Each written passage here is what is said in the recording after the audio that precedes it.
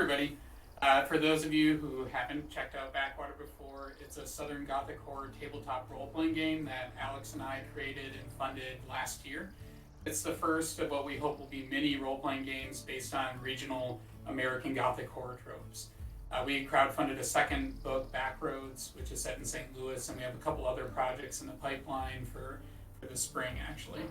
And all of our games are set in a post-apocalyptic America known as the American Lands. And Backwater, in particular, is set in New Orleans and the surrounding area, and players take on the roles of wardens, who are official peacekeepers of the American lands with a broad jurisdiction. So that's what our players will be taking on today. For tonight's game, a woman has disappeared from One Horse Hollow, a small town west of New Orleans. And normally, wardens wouldn't be called in for something like this, but he was a member of the aristocracy of the One Horse Hollow Jeffersons, whose line dubiously dates back to Thomas Jefferson. The woman lived alone, except for an old servant, and she was a recluse. The local sheriff discovered her disappearance only after she didn't pay her taxes for the year, and several reminders passed without reply. So the wardens were called in by William Rose of New Orleans City Council, and he alerted the Hollow sheriff that they'll be on their way. But before we get into that, let's start with some character introductions. Let's start with Farah and your character, Will. Hi y'all. So Will Bozeman, pronouns they, them. They're in their early 30s, about 5'6". They dress simply with a collared shirt and vest and a heavy brace on their left leg. They lean heavily on a cane at times and carry a satchel of books. With brown, gelled back hair and thick glasses, they are reading a book as we travel towards our destination. And up next will be Bob's character, Truck. You see a 40-ish gentleman, Troke Anderson. He has salt and pepper hair, a semi-athletic body, a body that used to look athletic, but is verging on non-athletic at this point. He is a sort of a tall, gruff warden who's been around and seen some things, and that he uses he/him pronouns. That is Trook Anderson. And then Alex's character, Swifty. Tonight I'm going to be playing Gideon Swift, known as Swifty, to friends and work colleagues alike. Swifty is a he/him. He is a relatively new recruit to the Wardens, but he is already developed a reputation for being extremely zealous in the application of the manual and all forms, rules, and regulations that comprise the workplace culture of the Wardens, we'll say. Swifty is a not very tall, not muscular but not slender, sort of average build. Young man in his early 20s. He's got a very bright-eyed, bushy-tailed, eager face. His uniform, although pretty threadbare because Swifty is not very wealthy, is kept in immaculate condition. His buttons are all buttoned and shiny. His kepi cap is firmly placed on his head. And as we travel the roads, Swifty has his trusty longbow out, with an arrow nocked, keeping his eye on the roadway as the manual dictates. You got to be watching. Could be ambushes, monsters, civilians in need, all kinds of things you run into on the road. So always prepared, and that's Swifty. And then last but not least, Allison's character, Pretty.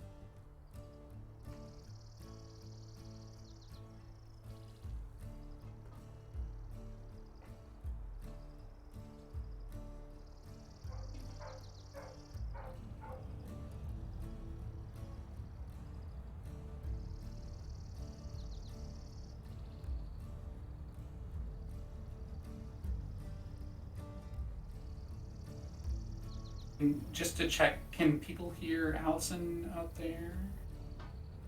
I think we can hear Allison, but I don't think the chat can hear Allison. You missed an amazing introduction. Yeah, I'm so everybody. sorry, Oh my guys. gosh. I know. Pretty is brilliant. You guys are gonna love Pretty. This is how I we can't build up wait to tension. find. Yeah, they're all going to be waiting in suspense. How about now? Did it work now? I think it worked now. Oh no, we'll see. Guys, can you? Wild. Yay! I was success.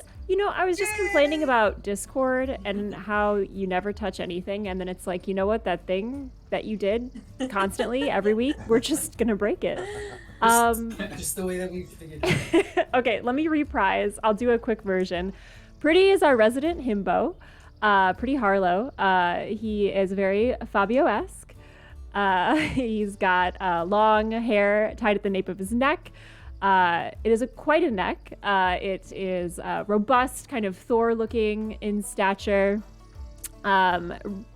Rippling biceps. The shorts are not regulation because they are too short and kind of bursting at the seams. Kind of hard to tell how he does anything physical, but he is quite physical in nature. Not too bright, but has a heart of gold and also has magical powers that he really doesn't understand and constantly asks other people about. And thank you for letting me know that my mic didn't work. Very critical part of the stream. Little do you know, Allison dropped some secrets in the first part with when the mic wasn't working. So if you want to figure them out, those Easter eggs, you got to go back and read your lips. I'll set the scene for us here. So it's the late morning, a humid August day, and our players here, our characters, have been on the road for a few hours, traveling between New Orleans and One Horse Hollow. Can't be much farther now, which is a good thing, as it's shaping up to be a hot one. Our brows are dripping with sweat, and clothes are getting soaked after the last couple of hours in the morning sun. Except for maybe Pretty, who is notably scant with clothing. The path ahead of them veers to the north, and suddenly, around the bend, they see a small stream shaded by a tall oak tree.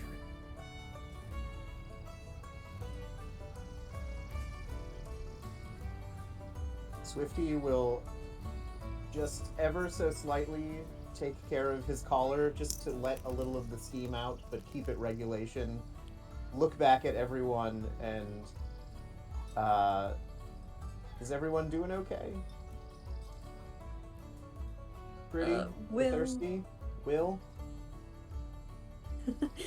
Will probably is not enjoying the long walk. That is not exactly their purview. And so they're drinking out of their water flask pretty regularly and maybe a little bit farther behind the group, but isn't complaining about it. They'll call up to you. I'm fine. If you don't mind, if we could take a little break, I wouldn't. That tree looks mighty nice to sit under.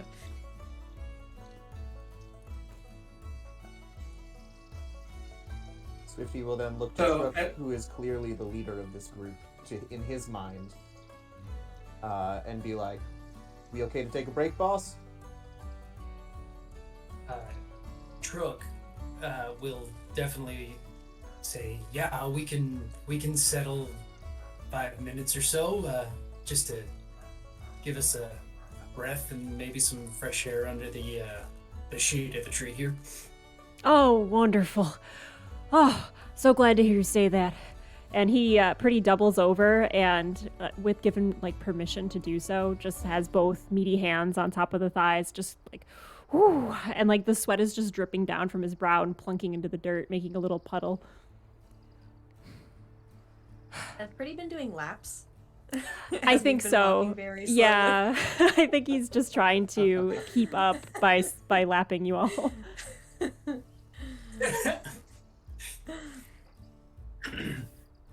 So as you all get a little bit closer to the stream, Trook, who has an animal companion, a hawk named Hudson, Hudson is flying around and sort of buzzes you a couple of times, Will, maybe knocks your camera here a little bit askew for a moment, and then sort of dives over by the stream, and picks up something out of the water and brings it back to you, Trook, and drops it before you as like a little treat, a little prize, like it's very proud, and it's this little mutated fish. So I thank Hudson. Absolutely. I'm like, Hudson, I appreciate you. I don't know if we needed the snack right now, but and I look to Swifty and is like, Swifty, you ever seen something like this? Is it edible? Oh, so Swifty will come over and he's got his book out, which is the manual, and it does have a small section on backwater wildlife and, you know, threats in the outside of the city, and he's like paging through it. He's like, no, it's not a vampire, I don't think. Not a werefish. Will might know. Will, do you have more books than I do? Is this thing edible? Yeah, I will reach into my book, or reach into my bag where I have an unreasonable quantity of books, and examine the fish in comparison to one of the books that I carry. Let me see. I think I only bought one, but what do I roll for that? If you have a book for it, you can make a research roll. That's 1d20 plus your proficiency modifier and your bonus there.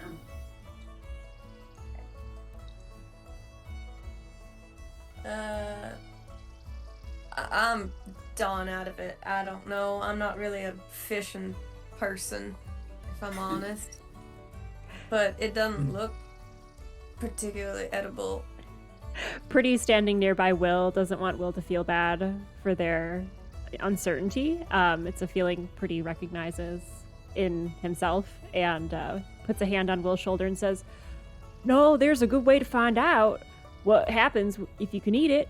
And he scoops a big finger in the fish, like just dragging it along the scales like one would dip a finger into frosting, and just gives it a lick.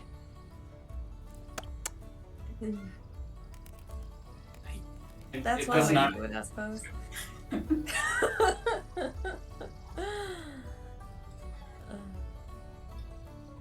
Well, It does not taste good. It does But not. Nothing Yeah. happens to it. He scrunches up his face and then gives Will kind of like a watery smile. It's all right. Maybe wash it down with something and don't eat any more.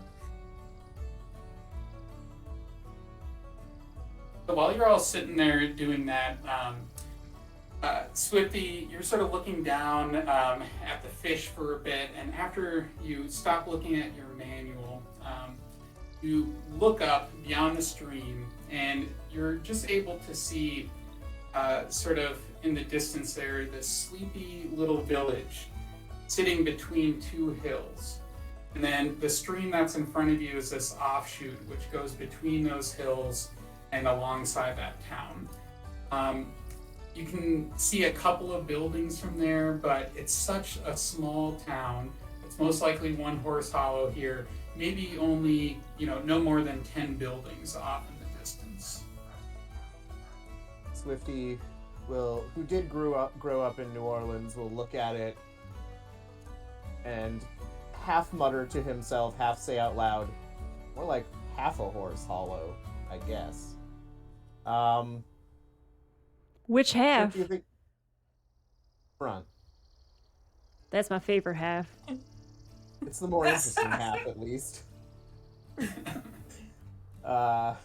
He'll look over at Trook and be like, can we wrap the fish up? Maybe the locals know the best way to prepare this thing. Because it looks like they're there. Yeah, absolutely. I guess we'll and I guess I'll look into my my stuff to sort of get something to wrap it in, and then or put it in my bucket, I guess, and take it along with us to One Horse Hollow here. As you're digging in your bag, I reach into mine and pull out a wax paper wrapping with some pastries inside, hand one to Pretty, take one for myself, and hand it to you. This'll do in a pinch. Yeah, I guess that will. And I'll wrap the fish in the wax paper and then put it into my bucket. Pretty immediately begins eating this pastry. Pastry, yes? It's a beignet, in fact. It's all the same to Pretty. Powdered sugar all over his face, and he's munching, and he's like, this is what happens when they fight. This is the fighting food. Yes, those are the things we fight about, because those beignets are not the echelon of beignets that we get down in New Orleans. Listen, you're allowed to be wrong. That's your right, but you're wrong. If you want the commercialized beignets that you like to partake in, what you really need to find is the little hole in the wall that I find that has the beignets that put a little meat on your bones and a little pep in your step. I don't know what you're looking for in your beignets, my friend, but personally, I prefer them to be delicious, not heavy and uncomfortable. Pretty will lean over in a conspiring manner to Swifty, and just kind of still munching on the beignets, say, I don't know, which takes out these when they take out these whatever this is, they start talking about beignets and fighting. But these donuts are good. Swifty is just like dissociating because his parents are fighting, and that makes him upset. So he's just like going through warden, like, you know, the rules of the wardens that he's memorized, and he's like, do not interrogate prisoners, only you. Definitely don't beat up the prisoners if you can't get away with it. Okay, so once he like leans over and he's like, yeah, we just have to stop him. Trook, Will, there might be beignets in One Horse Hollow. Maybe there's some local specialties. Can we please talk about it there? I imagine, and correct me if I'm wrong, we make eye contact and fully agree that their beignets are trash compared to the ones we get back home, even if we don't agree with which one it is. We both look at each other and they're like, there's no way that there are beignets in this town that are going to be better than any of the beignets that we've had in New Orleans. Exactly. On that we can agree. Yeah, exactly. There's probably some sort of rare ingredient that they absolutely cannot get out here at One Horse Hollow. Wiping the powdered sugared fingers on his shorts, Pretty just looks up into the sun for a brief moment, blinks, stares a bit too long, looks back to the trail ahead and says, well, I'll keep my eye out for any beignets. I'm making a trap for them for you both.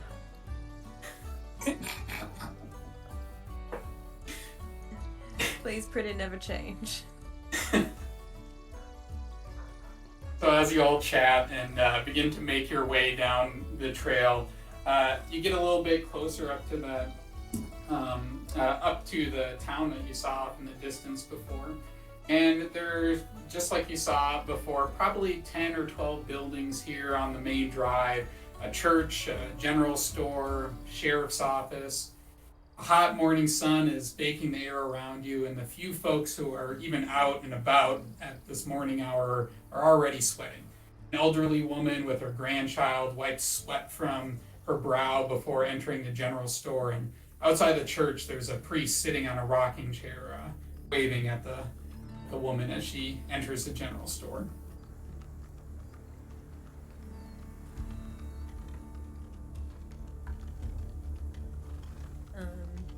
Were we told who to meet in town for this? Yep, you were told that the counselor was going to get in touch with the sheriff, and that the sheriff would be waiting for him. Is there a notable sheriff's office? That was Trook's The next building thing. with Is a big he's star on it. Right. It's the one that Big says star. sheriff. It may not even say sheriff. It just says like law or something. The law. And you can definitely see the sheriff's office. Got a big star on it. It's this old square, rundown building made of wood with this raggedy tin roof. But as you start walking towards it, that priest who's sitting out on the porch says, "Morning, wardens. I see. What brings you to this small town of ours? Just passing through?" Swifty snaps off his sharpest salute and says, "Outside inquiries, sir. Can you direct us to the sheriff?" Oh, I'd be happy to. The sheriff's office is just a couple of doors down here. You can't miss it. The one with the star. Yeah, that's right. If you need anything or, just give me a holler. I'll be right out here. I know everybody in town, so happy to help. Swifty will deadpan look at him and say, "I don't need to be a horse to holler at you, right?" No, sir. You do not need to be a horse to holler at me. Okay. What kind of church is this, by the way? Yeah, so you're looking at, it's like this old country style church, tall wooden steeple. There's a sign out front that reads in really sloppy paint, "The Richard Nixon Church of Immaculate Deception." It's one of the founders' cult churches, which seems to have found itself a home out here in the middle of nowhere. Did you say Richard Nixon? That's right, Richard Nixon. They the founders' cult worships the founding fathers, and the presidential line, believing that they are prophets of some sort. Swifty, who knows only the very basics of the founders' faith, is like, "May the Lord of Lies keep you safe," and then heads over towards the sheriff. And he replies in kind, "And may he keep you safe as well."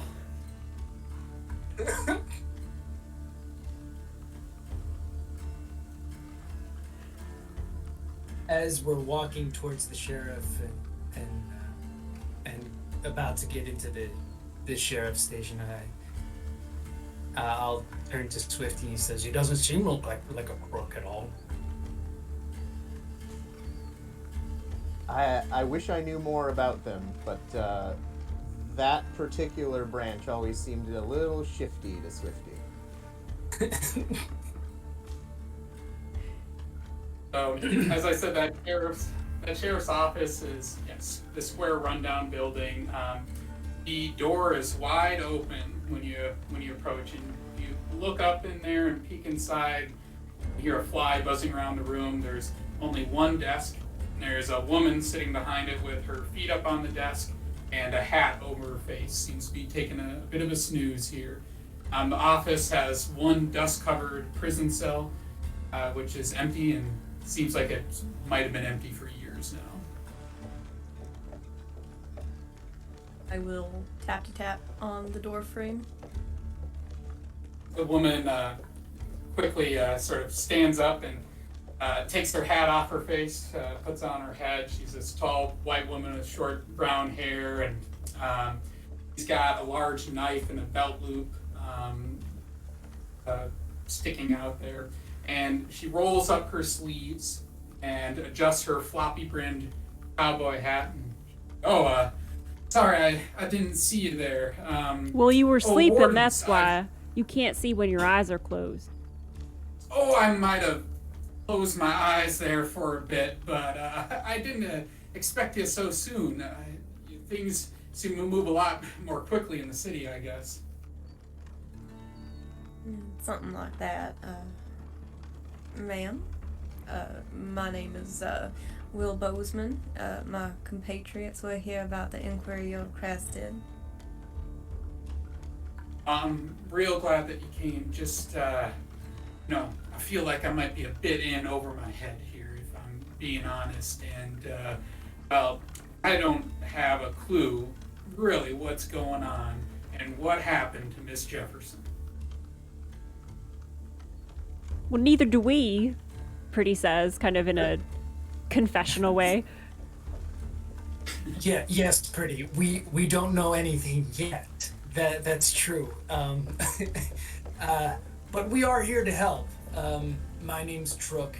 That, of course, is Pretty, and this here is Swifty.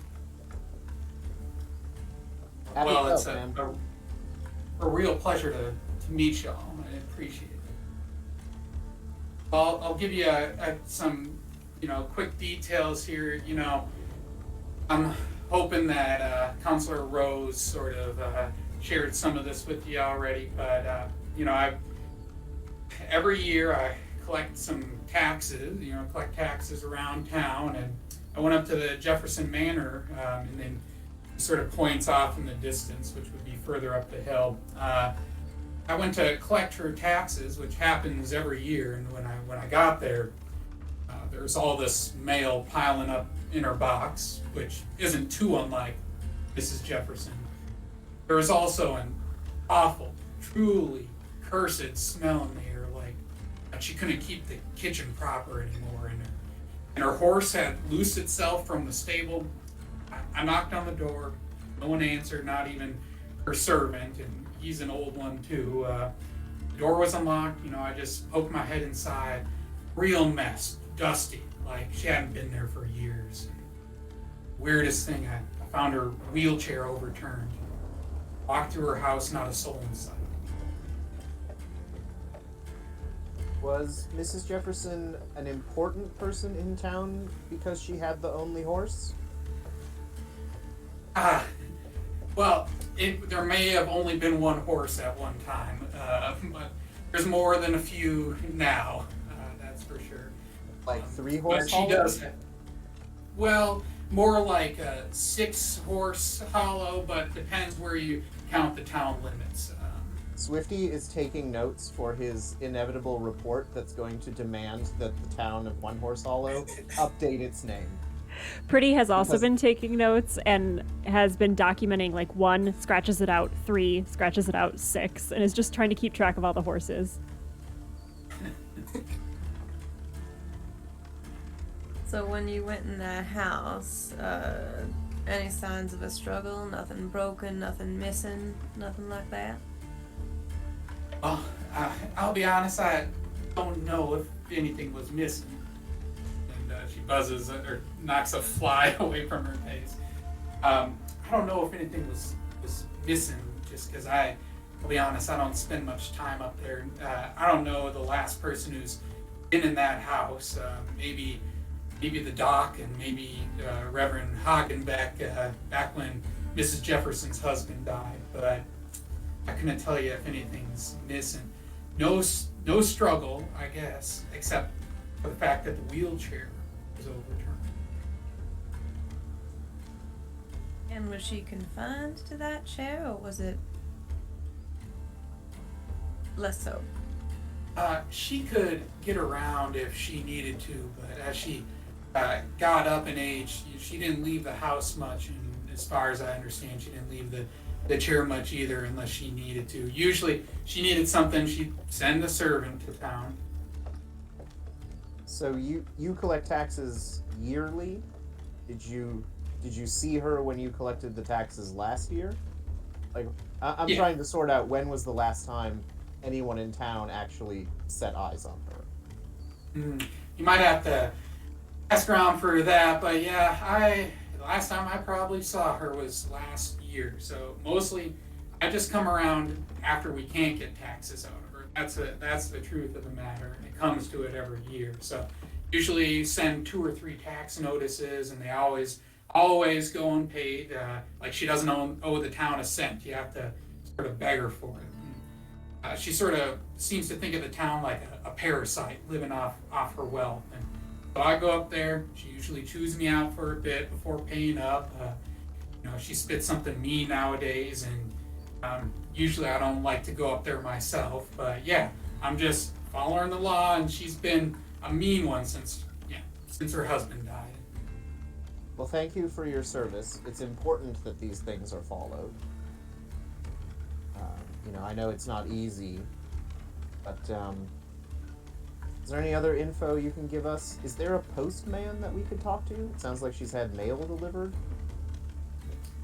You'll want to talk to the Wesley's boy.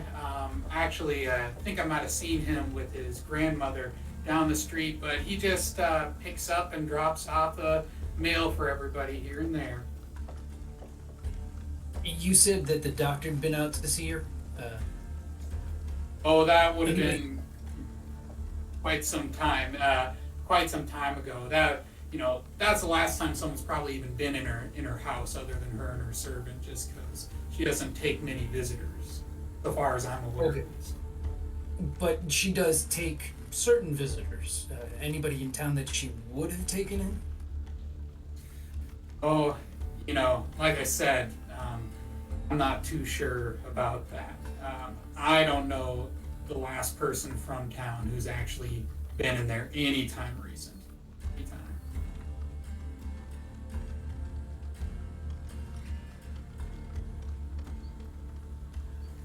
Her servant is also missing? Sorry.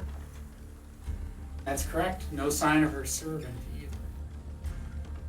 What's the servant But like? he does get up and go sometimes. And, I'll be honest, it took a while for me to report it. Wrote to her nearest relations. They're out in the Gulf, but they hadn't seen or heard from her, and so that's why we reached out to Counselor Rose, who I reckon reached out to you, and that's how the story goes. Oh, and yeah, her servant, if he might be missing. Sometimes he's got family in New Orleans, so sometimes he might pop back to the city. But Pretty looks crestfallen, and he says, "Oh, do we have to go all the way back to New Orleans? Oh, we just got here." Not just yet, Pretty. We'll be here for a little bit. We'll check on that if we do need to go back to New Orleans. Thank goodness. Well, let's get asking then. Sounds like there's 6 horses to talk to and a whole bunch of folks. What? I might have missed it. What was the servant's name? Nobody asked quite yet, but yeah, the sheriff says, Theo Sutton. He can be a bit of an odd one who he mostly keeps to himself and Miss Emily. Brooke kind of says under his breath, "It seems like all we've met so far are odd people." Oh, did you meet Reverend Hagenbeck? You gotta watch out for those Nixonians. He's a good guy. Well, he seems to know everybody in town. I'm wondering if he might have some answers to our questions. He knows a bit of gossip, but you can't always take him at his word. A bit of a trickster. Gotcha. All right, well, thanks for the info, Sheriff. If this investigation continues on for at least a day, is there a place we can stay, or you're not making us camp outside of town, are you? Well, if you really wanted, you could stay up at the Jefferson Manor, but if that's a little too uncomfortable for you, I bet you Reverend Hagenbeck can make you up some beds in the church. Either that, or maybe some folks, Wesley's might be able to find some space for you. And then looking at both Will and Trook, and then over at the sheriff, he'll say, "Any restaurants in this town that make any local specialties? We like to try out the local flavor when we're on a mission." Well, I can't say you'll necessarily be impressed, but there is a Bill and Tap House. They probably won't be opening up for another hour or two, but you won't be getting too much over there unless you like a good boil. I don't know if I do, but thank you.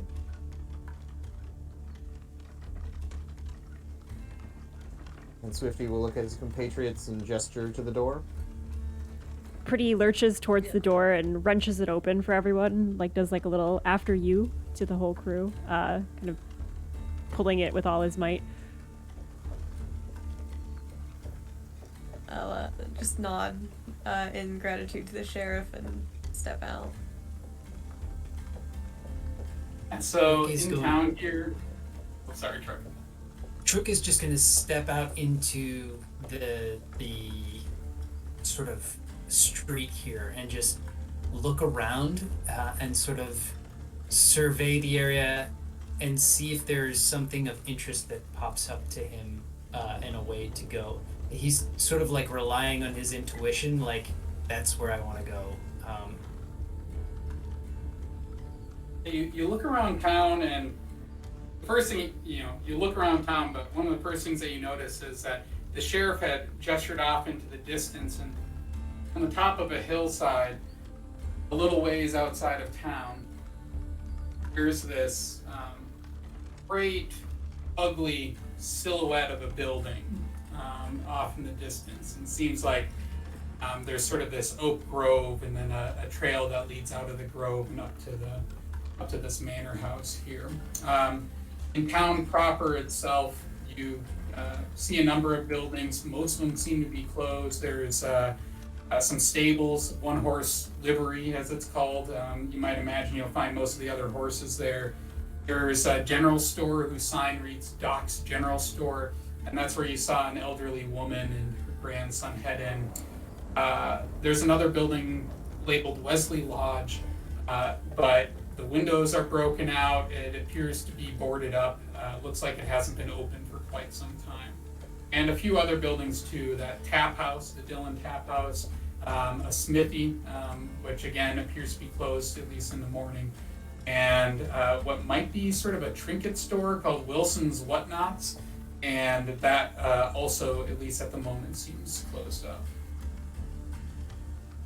I would think that Swifty is then the last one to go out the door before Pretty, and before he does go, sort of stops in the threshold, pulls out a Warden branded handkerchief, like, the one you get in your welcome kit, and he surreptitiously hands it over to Pretty and says, "It's got something."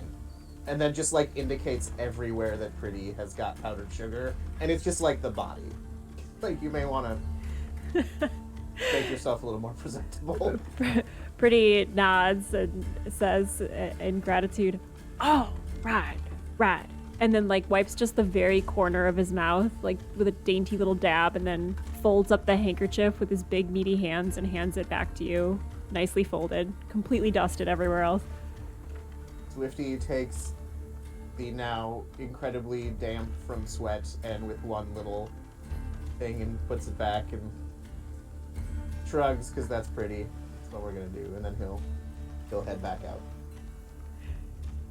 Turning on his heel to their informant, Pretty gives a salute, kind of mimicking Swifty and what he's seen Swifty do in regulation form, and says, "We're on the case. Enjoy your nap," and then closes the door behind him.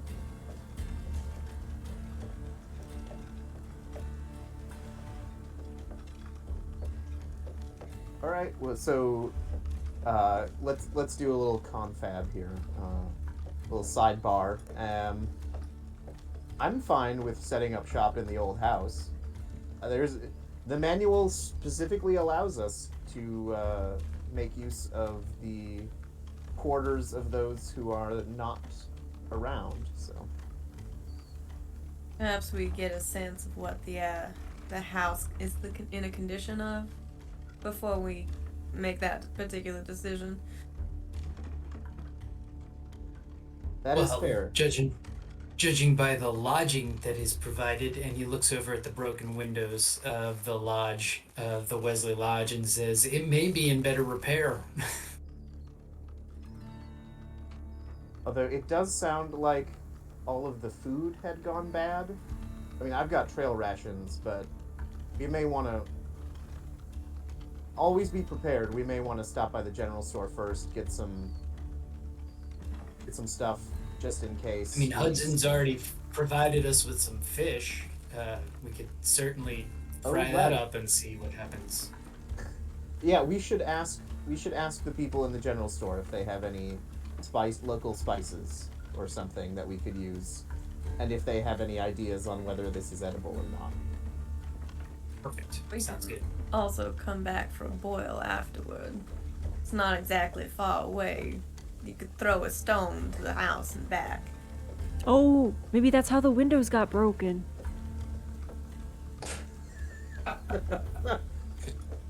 Probably. You know, you're not wrong. I knew there was a reason we picked you, Pretty. He smiles and that says, too. people say that a lot. Well, Now, they said a lot of interesting folks' names. A grandma? We saw a grandma on the way in. Should we go say hello to her? Believe think she her- was in that same general store, right? Yeah, and I think her grandson is the postman. Oh, Will! He says, kind of shaking their shoulder. You can read a lot of letters.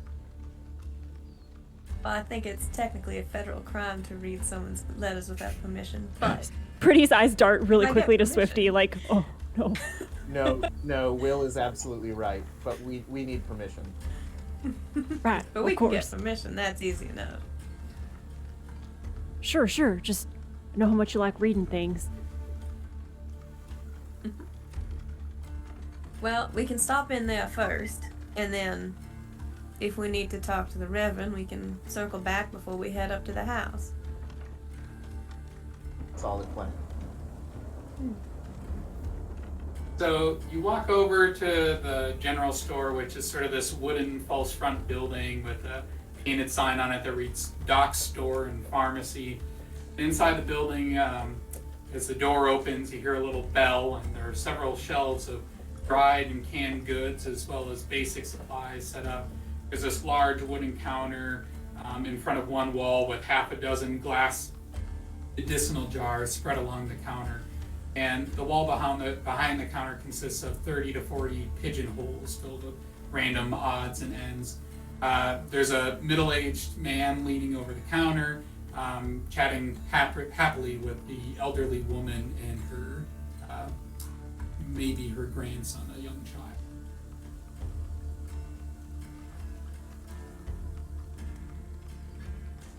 I'll be with you in just a moment, he says, and then he looks at you and sees that you're all wardens. He says, "Oh, wardens,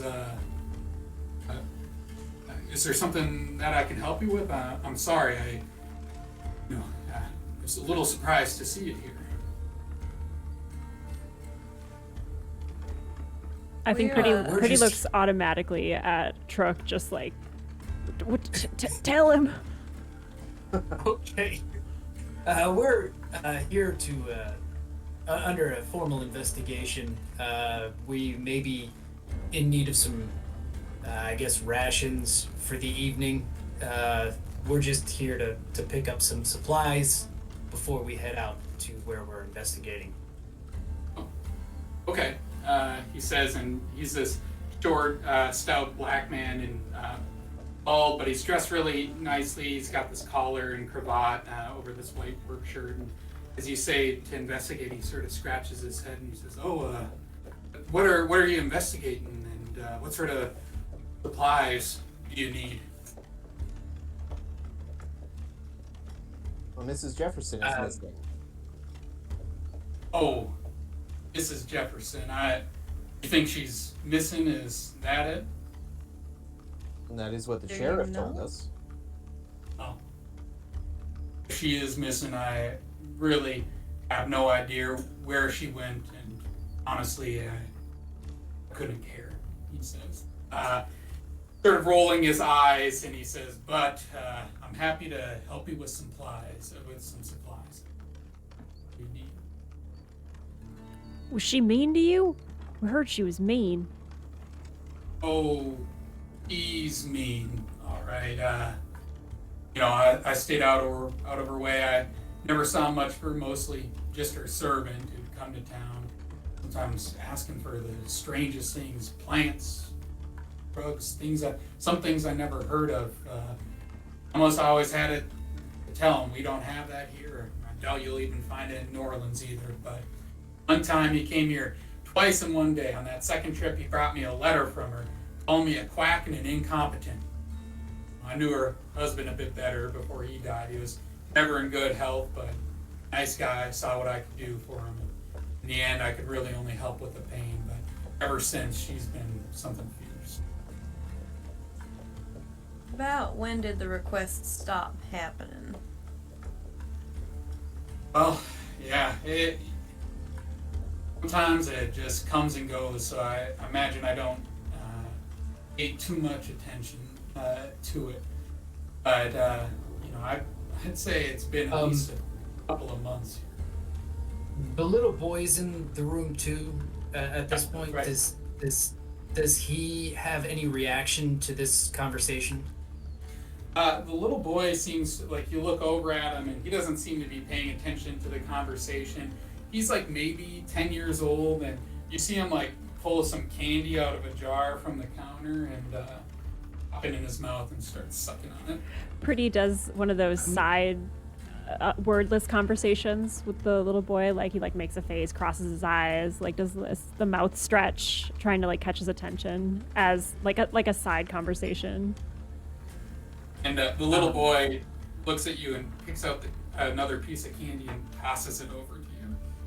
He reaches behind his back and slowly brings it up to his mouth, watching Swifty the entire time. Swifty is already counting out the coin that he's going to have to spend on this candy. But yeah, it's fine. We'll just get reimbursed. I've got the paperwork for it. Don't worry about it.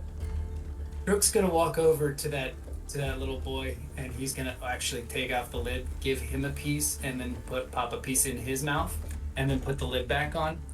And then he's gonna bend down, sort of at the eye level of the boy, and say, when you used to bring packages out to that manor, did you ever talk to anybody out there? I wouldn't if I could, even.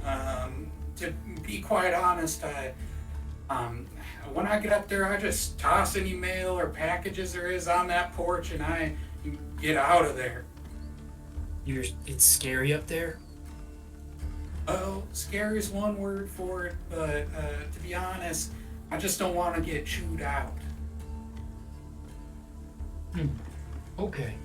I mean, you used to get chewed out? Did they ever yell at you specifically? Oh yeah, you throw the mail in the wrong place, you peek through a window, suddenly you're a bad guy. They start closing the curtains on you. And anyway, I was only out in the stables the one time, and Mr. Sutpin found me out there, and he sort of looks up at his grandma, who seems distracted, and he says, well, he threatened to tell my grand over here, and I didn't take kind of that, so now I just get up there and I get out.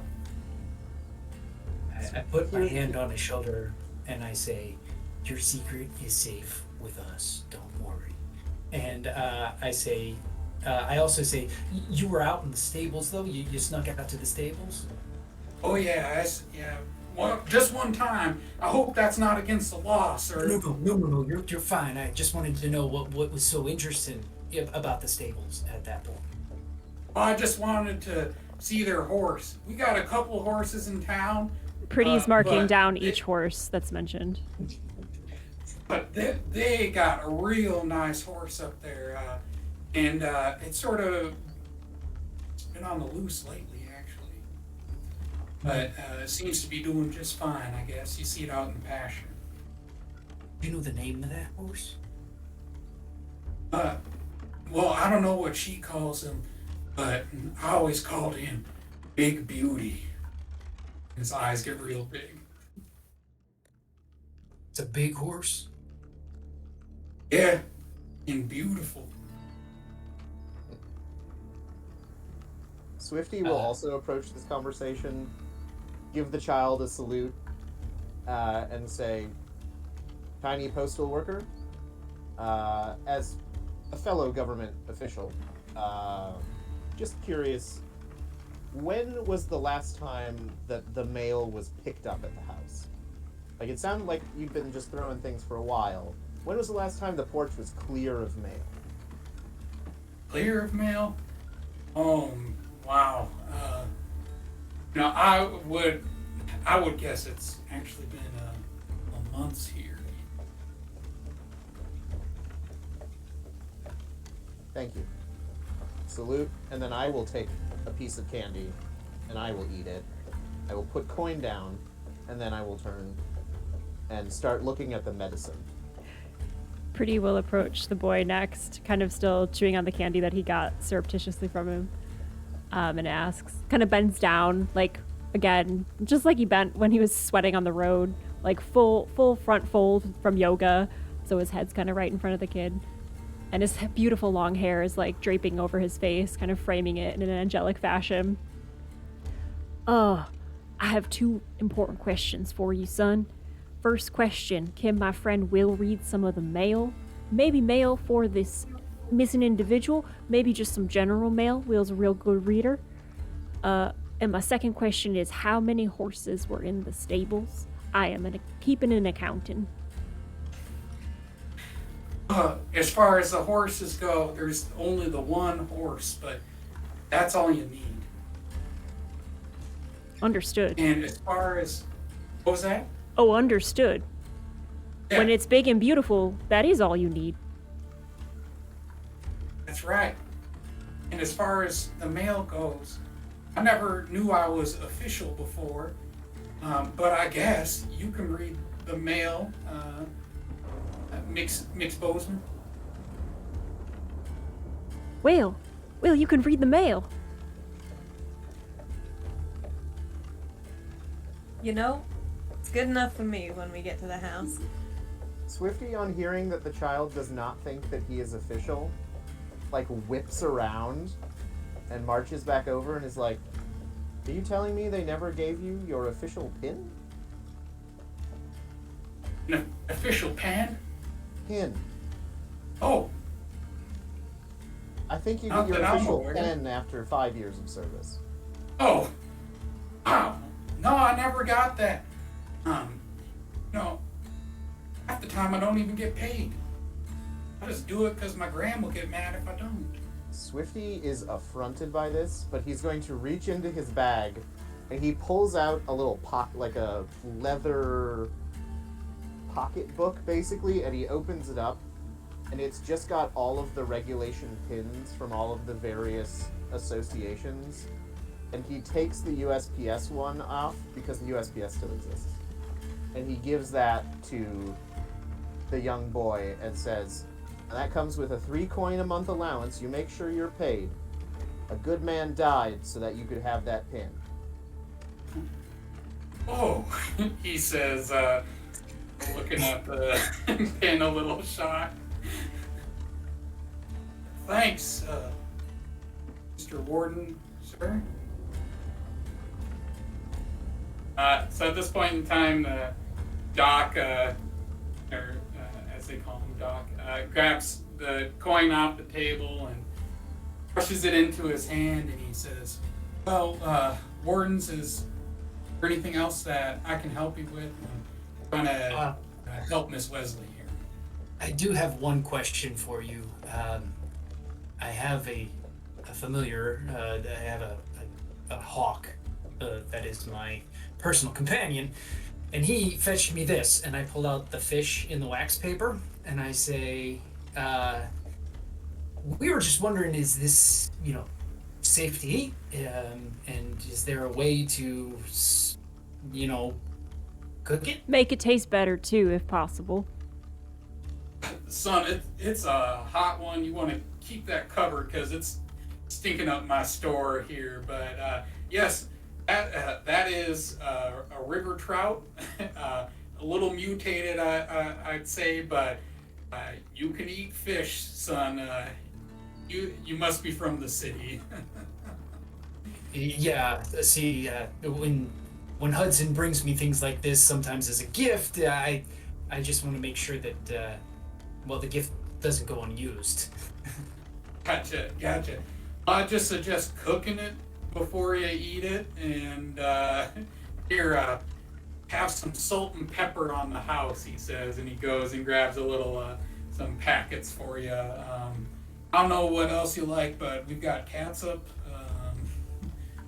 whatever you need, and I'll give you a discount here. Is the catsup anything like ketchup? It sure is ketchup. Will looked pointedly at Pretty when Doc said cook it first, but doesn't say anything. Pretty nods, thinking he understands the point of this.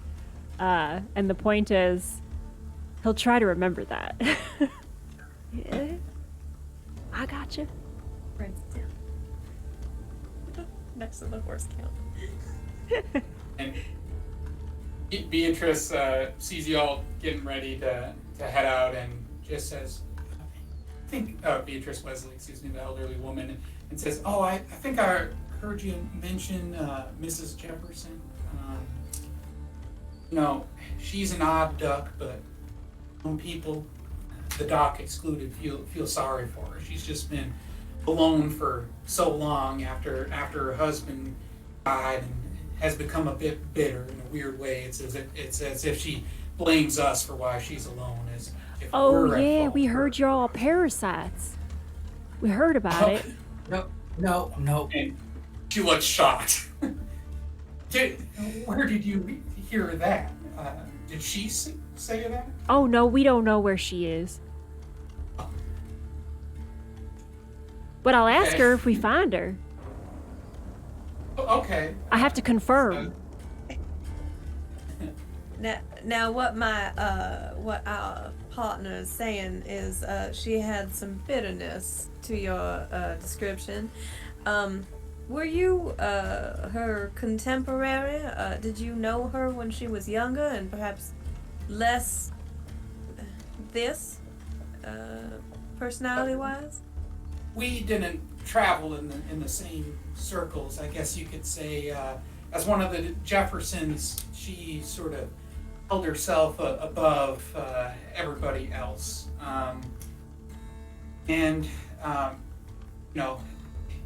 She just sort of kept away from town folk even when she was little, although she just wasn't so mean about it back then, if I'm being honest.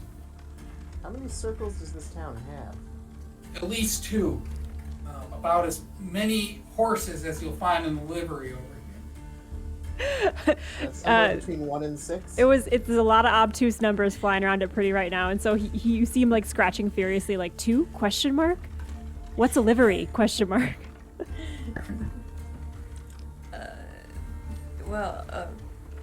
It is a pretty small town. Is there anyone she was particularly close to besides her husband before he passed? Well, she really kept to herself, But I suppose if there's anybody, she could be with her relations out in the Gulf. And now that I think of it, one of her cousins called back on her just a couple of months ago, maybe June, maybe May or so. I saw him myself, young, handsome man, arrived here late one evening, dressed fair, arm full of flowers, asked me where he might find the Jefferson household, so I pointed him top of the hill, warned him she ain't keen on unexpected visitors, but he assured me she knew he was coming. So I didn't think anything of it. Maybe a week afterward, I saw him leave in the evening quite late. Haven't thought of him since, if I'll be honest. You say that's her kin? Yeah, I think, my guess, one of her cousins.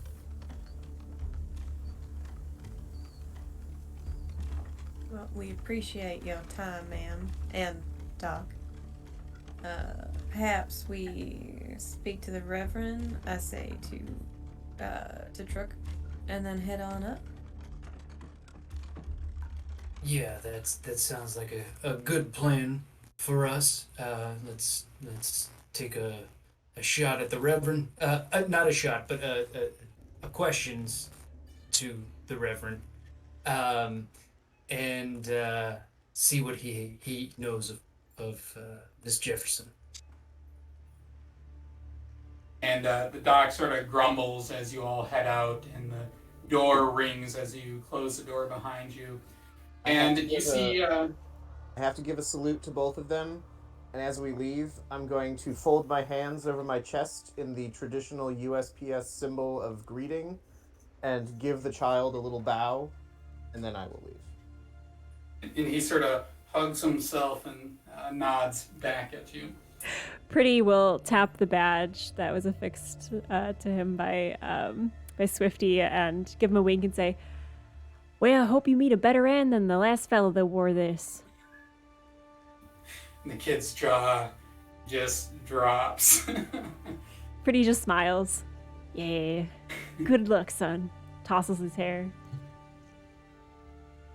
As you head on outside, you can see the Reverend still sitting out on the porch of his church, and he waves at you again, and just sits there watching you.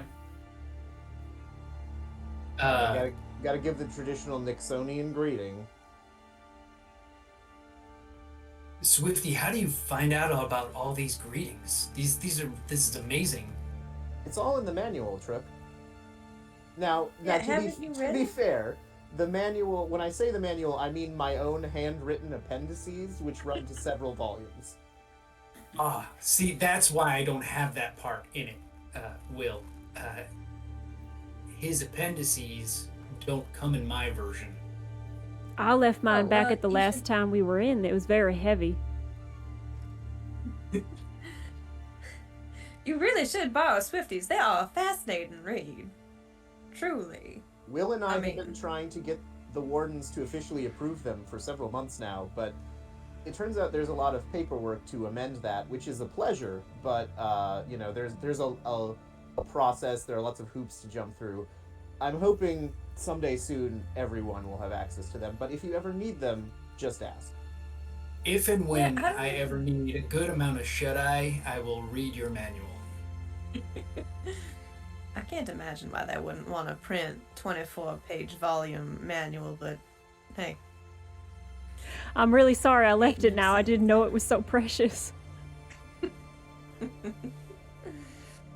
Most of it is still up here, so, I can probably recall if necessary.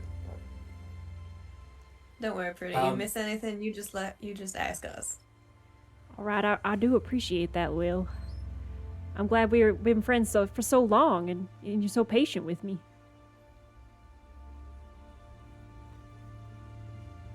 Brooke Feeling is sweet. going to approach the Reverend at this point, since he's already received the Nixonian greeting from Swifty, and say, "Mighty hot afternoon or morning, isn't it, Reverend?" A Lincoln's beard. It is going to be a hot one today. And this is an elderly white man, graying hair. He's sort of got a black clerical shirt, and with an American flag pin on his breast. He says, "Now you're coming back here. What sort of British devilry is going on? For you need our assistance." I don't know if it's British devilry or just devilry in general, but we're trying to find out what happened to Miss Jefferson up on the manor there. She seems to have gone, actually, if I'm going to be as honest as I can be. And we were wondering if you've ever met Miss Jefferson, or how you feel about her. Well, the principle that unites us in our little hollow is our understanding of the love of the forefathers for every single person, and especially the kind of love that Richard Nixon discussed and embodied. We love the founders as we love our neighbors and Mrs. Jefferson herself, and just like Nixon commanded. You learn how to do that as individuals within the supportive community and love of the congregation, but I will say, Mrs. Jefferson did not attend church very often. You feel that it would have been in keeping with the tenets of your father, Nixon, as when he went to China. Could you have not gone to Mrs. Jefferson? Swifty says, remembering it, like just knuckling down and trying to remember everything he can that he has written about the Nixonians. Now, you are right, and I did make an attempt, or several, and they weren't always met with approval. But the last time I was there, well, she had taken it pretty hard when her husband died. He'd been real sick for a time, and Doc and I went up to that manor on the hill, and I think that's part of why she never liked the town. Doc and I had to pry her off of him when we found out he was dead. At first, I thought she was pulling me, or I thought she was resisting me because I'm a Nixonian, but turns out she thought he was still alive, like she didn't know life from death. And we hadn't known at the time, but he had already been dead by the time we got there for 3 days. No verses could console her. She kept muttering in disbelief that he couldn't be dead, he's the last of the line. Never came to the funeral even though it was in her backyard. So afraid of death. Here she was, helpless in the face of it. Last time I saw her, tried going up there again, and her servant cut me off. Mr. Sutpin sent me back down the hill. Well, it does sound like she was going through her own personal Watergate in that moment, so I understand. That's right. We all have our Watergates, our trials and tribulations. But we must remember, we are not crooks. We are not crooks. Pretty leans Can be over to redeemed in the Will. eyes of Nixon and Ford. Pretty leans over to Will and just says, "Well, I don't know what people talk about sometimes, but I don't know what they're talking about all the time. What are they talking about?" Pretty. It eludes even me at times. I'll be quite honest. These religious types, it's not really my bag. Good, I'm I glad like to hear you stick say with it. facts and the truth. And I like to stick with things that aren't, He looks up at the sun again briefly. Metaphors. That's the word.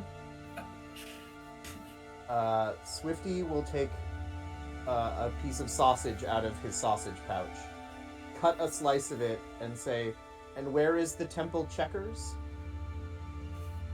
There should be a checkers in the temple, correct? Yes, we have a checkers board right over here.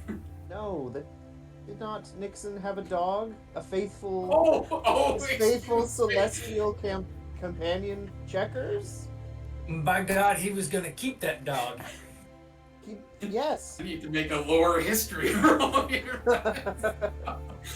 Man, It's only we because do have has done a lot of we research. do have our own little checkers. I totally forgot that one. We also have a checkers board. Sorry, I get confused.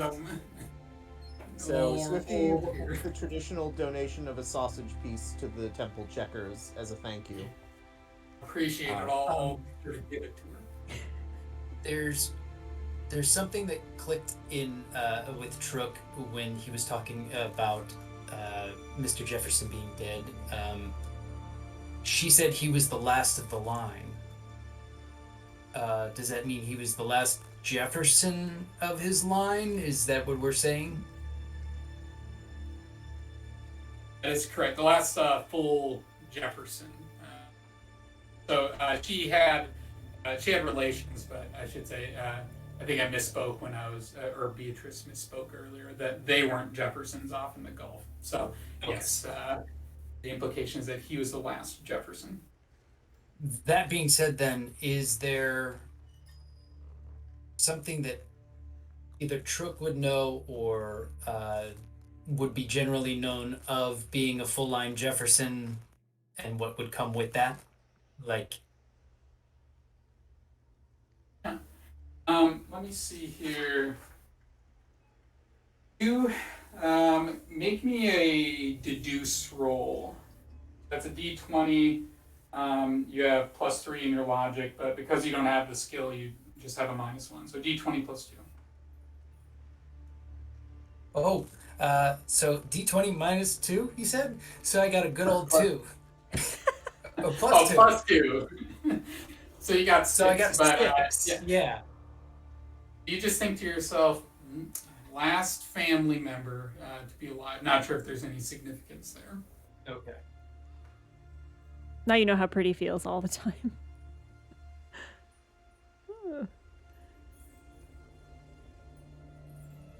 Well, folks, is there anything else I can help you with? I might need my early morning or my late morning nap here in just a bit. Have a little bit of shut eye. Sure, Sheriff Sartoris will keep an eye on the town here for me while I head in the back. I don't have any other questions, so thank you for your time. Thank you. Alrighty. Sounds like And we're about are you all to have heading? we'll have a sleepover in the manor at this point. We have all the condiments we need. Yep. Yeah, Truk, I mean, listen, I know you're older than the rest of us, but you're not that old that you're doing a mid-morning nap. I say as we walk away from the church, not in front of him. We still got some time. Yeah, I hope I don't ever get that old. I'm sure that can be arranged. So you all start heading up the hill here, and it's not too far up the hill, but it still probably takes 20 to 30 minutes or so. You're beneath a hot afternoon sun here, up an incline of a steep, oak-covered hill, as I said before. Can That Pretty large try to manor lap them house again? emerges. Like, What's that? can Pretty try to lap them again? Like, go up the hill, like, kind of do Rocky style, like, up and down? Oh yeah, for sure. And your sweat is just mixing with the powdered sugar, and you're starting to look a bit glazed pretty. And the large manor, as you keep going further up the hill, it sort of emerges on the crest of that hill. Sort of lifting it, it sort of is this decaying house above the wagons here in the town at the foot of the hill. The manor is this rectangular 2-story building with columns around the front porch forming this large raised porch. And its once white paint has started to turn yellow, flaking off of all the surfaces and revealing this rotted, decaying wood underneath. The house is this ugly thing, an eyesore, sort of looking down at the town. And there's this rancid stench that fills the air when you start to get closer. On the porch is a large front door with 2 tall windows on either side of it. Behind the house is a large yard, larger than some of the fields that you passed on your way into town. And in that yard is this ancient stable with a sagging roof. Its stable doors sort of swing in the wind. You can hear a horse whinnying further out back. So before we take steps to go inside, the manual says that we should, secure the perimeter. And I also want to go. Her husband was buried in their backyard, correct? I'd like to go look at that grave site. Is there anything else anyone else wants to do as well? You said as we're getting closer to the actual house itself, it's smelling rancid. If we move around and back towards the stables, does it get better as we go away from the house? Do you want to join Swifty then, checking out the perimeter Yeah. of the house? I'll follow up with you there. What about Will and Pretty? What do you all want to do? I'm gonna go to the front door and see if it's open, and if it is locked, try to work it open. Okay. Pretty is standing by for any kind of physical intervention asked of him, but he lets Will kind of take the lead on the investigation. Alrighty. So let's start. We'll start with Swifty and Trook. As Will and Pretty sort of step up to the front of the house, and Pretty is sort of standing by, and Will goes up to that front door. You all swing around the back.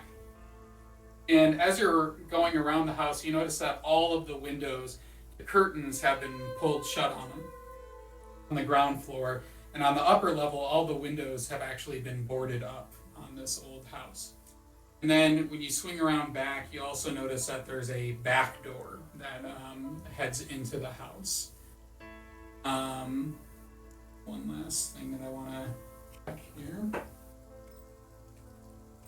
And Trook, actually, because you have such a high vigilance score, you also notice that there's a cellar that's sort of hidden beneath a bunch of old weeds and things next to that back door.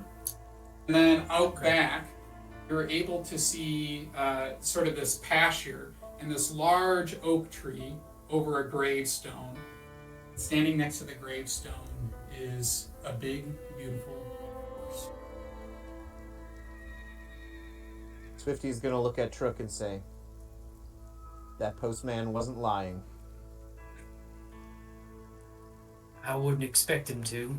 And then I'm going to try and approach Black Beauty. Yeah. So go ahead and so do you want to like approach like cautiously? Is that what you're trying to do here, or? Yeah, I'm not trying to spook the horse. I just want to see if it's friendly enough that it'll let me come up to it, at least by the grave that he's at there too. Okay. So you can either make a sneak roll then, or you could use a survive roll if you happen to have, or you can do it even without those skills. Looks like you have survive. I'll do survive, yeah, because I have a +2 to survive plus my +2 in wisdom, so that's +4. Okay. So that's 12 plus 4, that's a 16. So you start to slowly move up to the horse, and the horse sees you and is just watching you, sort of brushing its tail, watching you carefully, sort of brushing flies off of it. And it sort of moves its head a bit as you get closer, but allows you to get up close to it. And as you're getting up close to it, you can put your hand on its head even. It's just seems to really relax around you. See that it's standing next to that gravestone, and it's an open grave. And the grave seems to have been opened not too long ago, rather recently. And the name on this gravestone is Jason Jefferson. Provides dates of birth and death. And the death seems to be about maybe 15 years ago. And beneath the name is an inscription. Because the past is never dead, it's not even past. When you look inside that grave, you can see a closed casket. And that is where we're going to take a break. And in that great cliffhanger, my hairless cat in the background is trying to jump up and through a closed window. Oh, Gus. Amazing. Thank you all for playing up to this point. I'm excited about this cliffhanger and also slightly terrified. I'll do a little introduction because apparently at the beginning my mic was off. So thank you for alerting me to that. This is close to a year of me streaming, and when things like this happen, what I'm really grateful about is that now I have cool folks in the chat to tell me, because remember the first time you ever streamed, your mic could have been off the whole time. Never would have known. But yeah, thank you all for hanging out. We are excited to be here for First Fridays, which means it's the first Friday of December. Wild, we've made it. And First Fridays is a segment where a guest GM comes on the channel, causes a little bit of chaos. We all get to try a new system and have some fun. And so we are excited to be here with Backwater TTRPG. There's going to be some links dropped in chat over the break, so you can go check it out. It's a Southern Gothic horror tabletop RPG experience, and we're actually having this game run by the co-creator and played at the table here with the other co-creator. So very exciting. And also, I'm hoping this worked, but we should have the sub button switched to a donate button. So if you're feeling generous and liking the content, instead of subbing, we ask that you donate to a cause of supporting St. Jude's Children's Hospital. So all good things all around. Everyone take a bar break, relax, think about that coffin. I know I will. And we will be back after a break. Thank you all.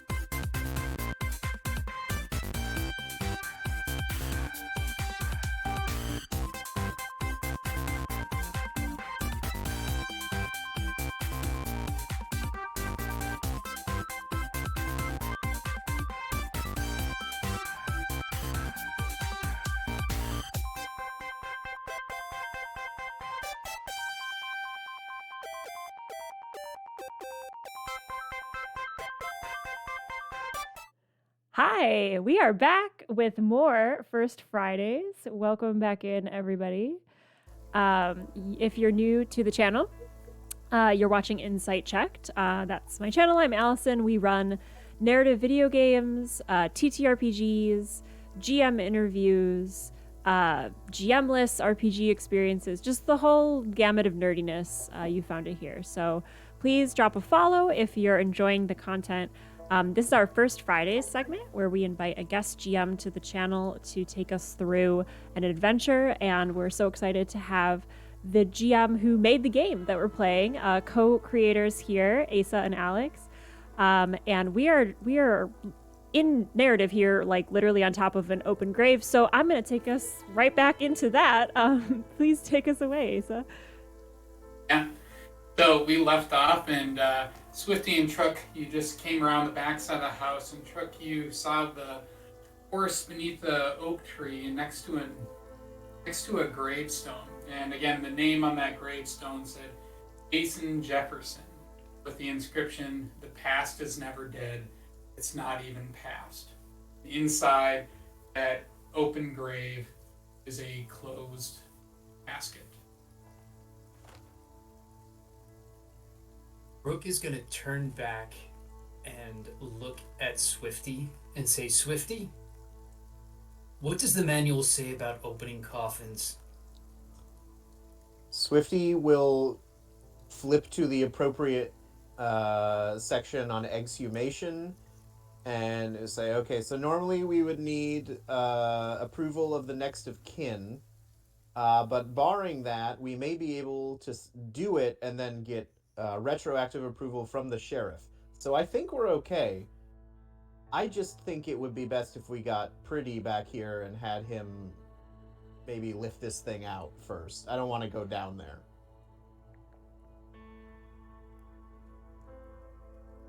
Okay.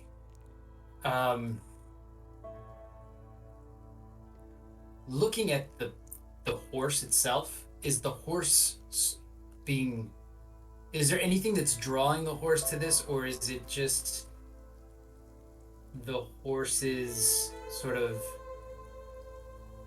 human animal bonding connection that has drawn it to this is what I'm looking for? It's a little eerie why the horse is standing there, and this is an oak tree, and there's some acorns on the ground, so maybe it's just eating some of the acorns, but as far as you can tell, at least off the top of your head, it's just the horse is just standing there. You're not sure why.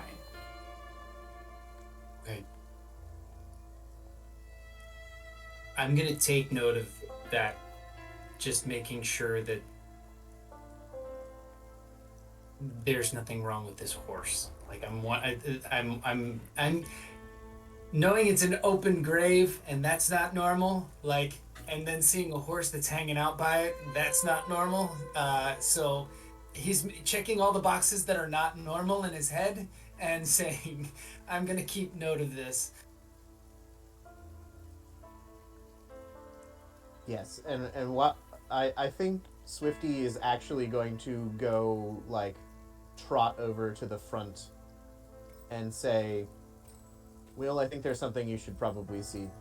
Pretty, there is a horse back here that needs interviewing. Right away. So, Ticks another number in the notebook. There's so many double counts in this notebook right now. I will Pretty's sweep up to up like all 12. of the mail. Yeah. I'll sweep up all the mail into it like a stack and shove it in my bag. And follow Swifty. Pretty will follow as well. so you all come up, and Truck is there walking around back. The Big Beauty, as the child at least named the horse, is getting a little anxious as other people start to approach, and it starts to move away unless you're stopping it. Is there anything that I would have on me that I could like give it as like feed or food? I mean, Other you than have my the fish. Other than my fish. You I don't can think pick we- up someday. Well, let's actually have you make a luck roll. So luck rolls, everyone has their own luck value that they choose when they create a character, but you roll a d20. If it matches your value, then you succeed. So do you have odds or evens? I have odds. And I rolled an even. Sounds about right for my rolls. You also have the unlucky trait, I think. So even if you succeed, you could have. You could have definitely done that. but I wouldn't do that to you right now. I'll save it for something worse. You, you sort of look Love around hearing and, and you sort of feel in your pack, and you can't think of any type of food that you might have besides mutated fish, and you are not. I don't think that a horse would be too interesting. All right. So I'm gonna attempt to reach out my hand to pet it, and if he runs away, then I'm okay with that. So as it starts to move away, you pet it, and it sort of calms down again, and is less suspicious. So Will and Pretty and Swifty come up to the open grave. And before you, in that open grave, is a closed casket.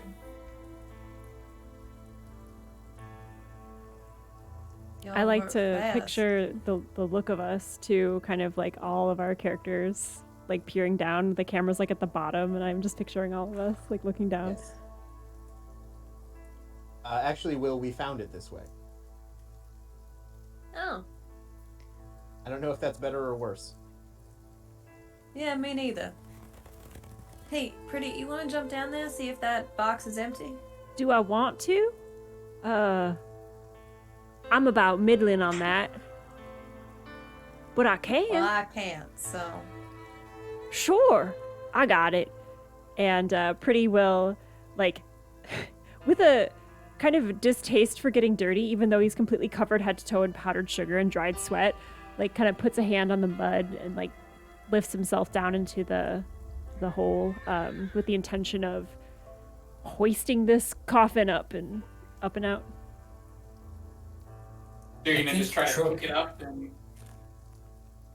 Yep. or Just you can say Trook? I think deadlift Trook it. is at least leaning over, trying to sort of help him do it as well. Although he wants to keep the horse nearby, he's trying to reach down and get at least his end and help him out with it. Yeah, Swifty's helping to.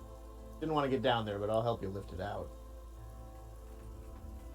So as you pick it up, Pretty, one, it's enormously light, you notice, but all of a sudden the weight starts to shift in the coffin, and all of these rats burst out of the coffin lid. And they scurry out, and some are crawling down you, Pretty, some are crawling out of the hole. They leap up onto your arms, Swifty, and yours too, Trook.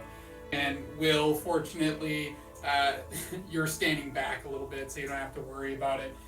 But all of you, I'm going to need you to make a resolve roll. So this is sort of the stress mechanic for Backwater games. So you roll a d20, and you try to roll under your current resolve, or equal to your current resolve. My resolve is 13, and I rolled a 13. My Succeed. resolve is 11, and I rolled a 14. Trook resolves 11, and he rolled a 17. What about you, Will? I rolled an 8, and my resolve is 13. All right. So That those of tracks, you who though. Those of you who succeed, yeah, you're further away too, and those of you who succeed, you only lose 1 resolve point. But those of you who failed, you lose 4 resolve points. So it really freaks you out here, but the more resolve you roll, the harder, or the more resolve you lose, the harder it is to handle some of these scary things. Pretty I yelps and plucks a rat out of his hair that got tangled up in his long locks and kind of tosses it. And he's like, Will, I think they bury rats in this town. That ain't right. is it? Did they manage to get it up onto the thing, the edge? Yeah, we'll say that in the last ditch effort, like Swifty accidentally and Crook accidentally pulled it up.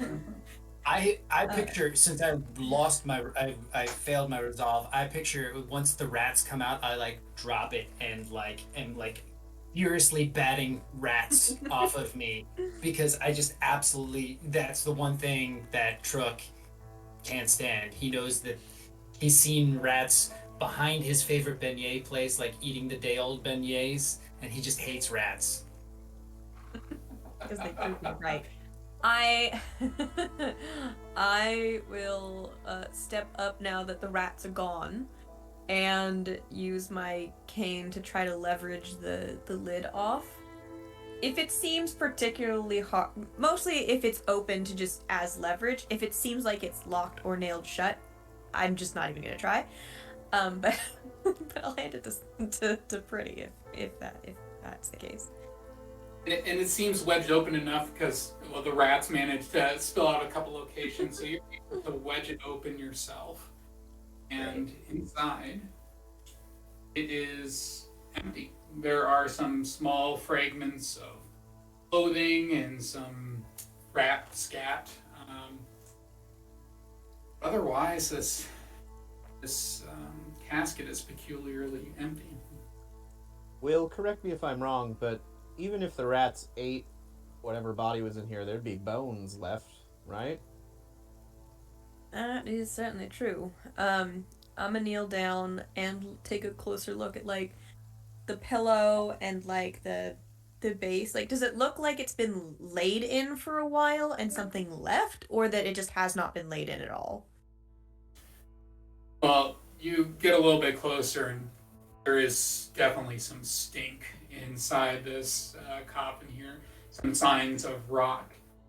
And there's a couple of hairs on this pillow, as well as an old indentation. And there's sort of white hairs and what might have been red hairs at once, but have sort of grayed or turned white, sort of laying on that old. Well, it used to be occupied at least. Seems he went for a walk. Pretty looks Don't around. like that. Not particularly. Will, that's not possible. Dead people are dead. Well, At least they're supposed to be. right. Point at the headstone. And maybe there's something strange afoot. Or even an entire body.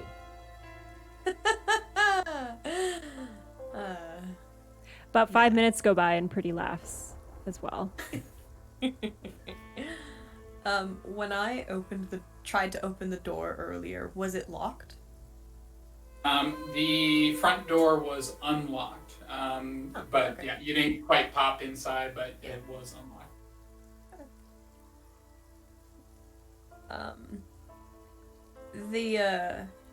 The ground around the grave, does it? Because like if someone had dug up the grave, this is what I'm imagining. You dig it into a pile, right?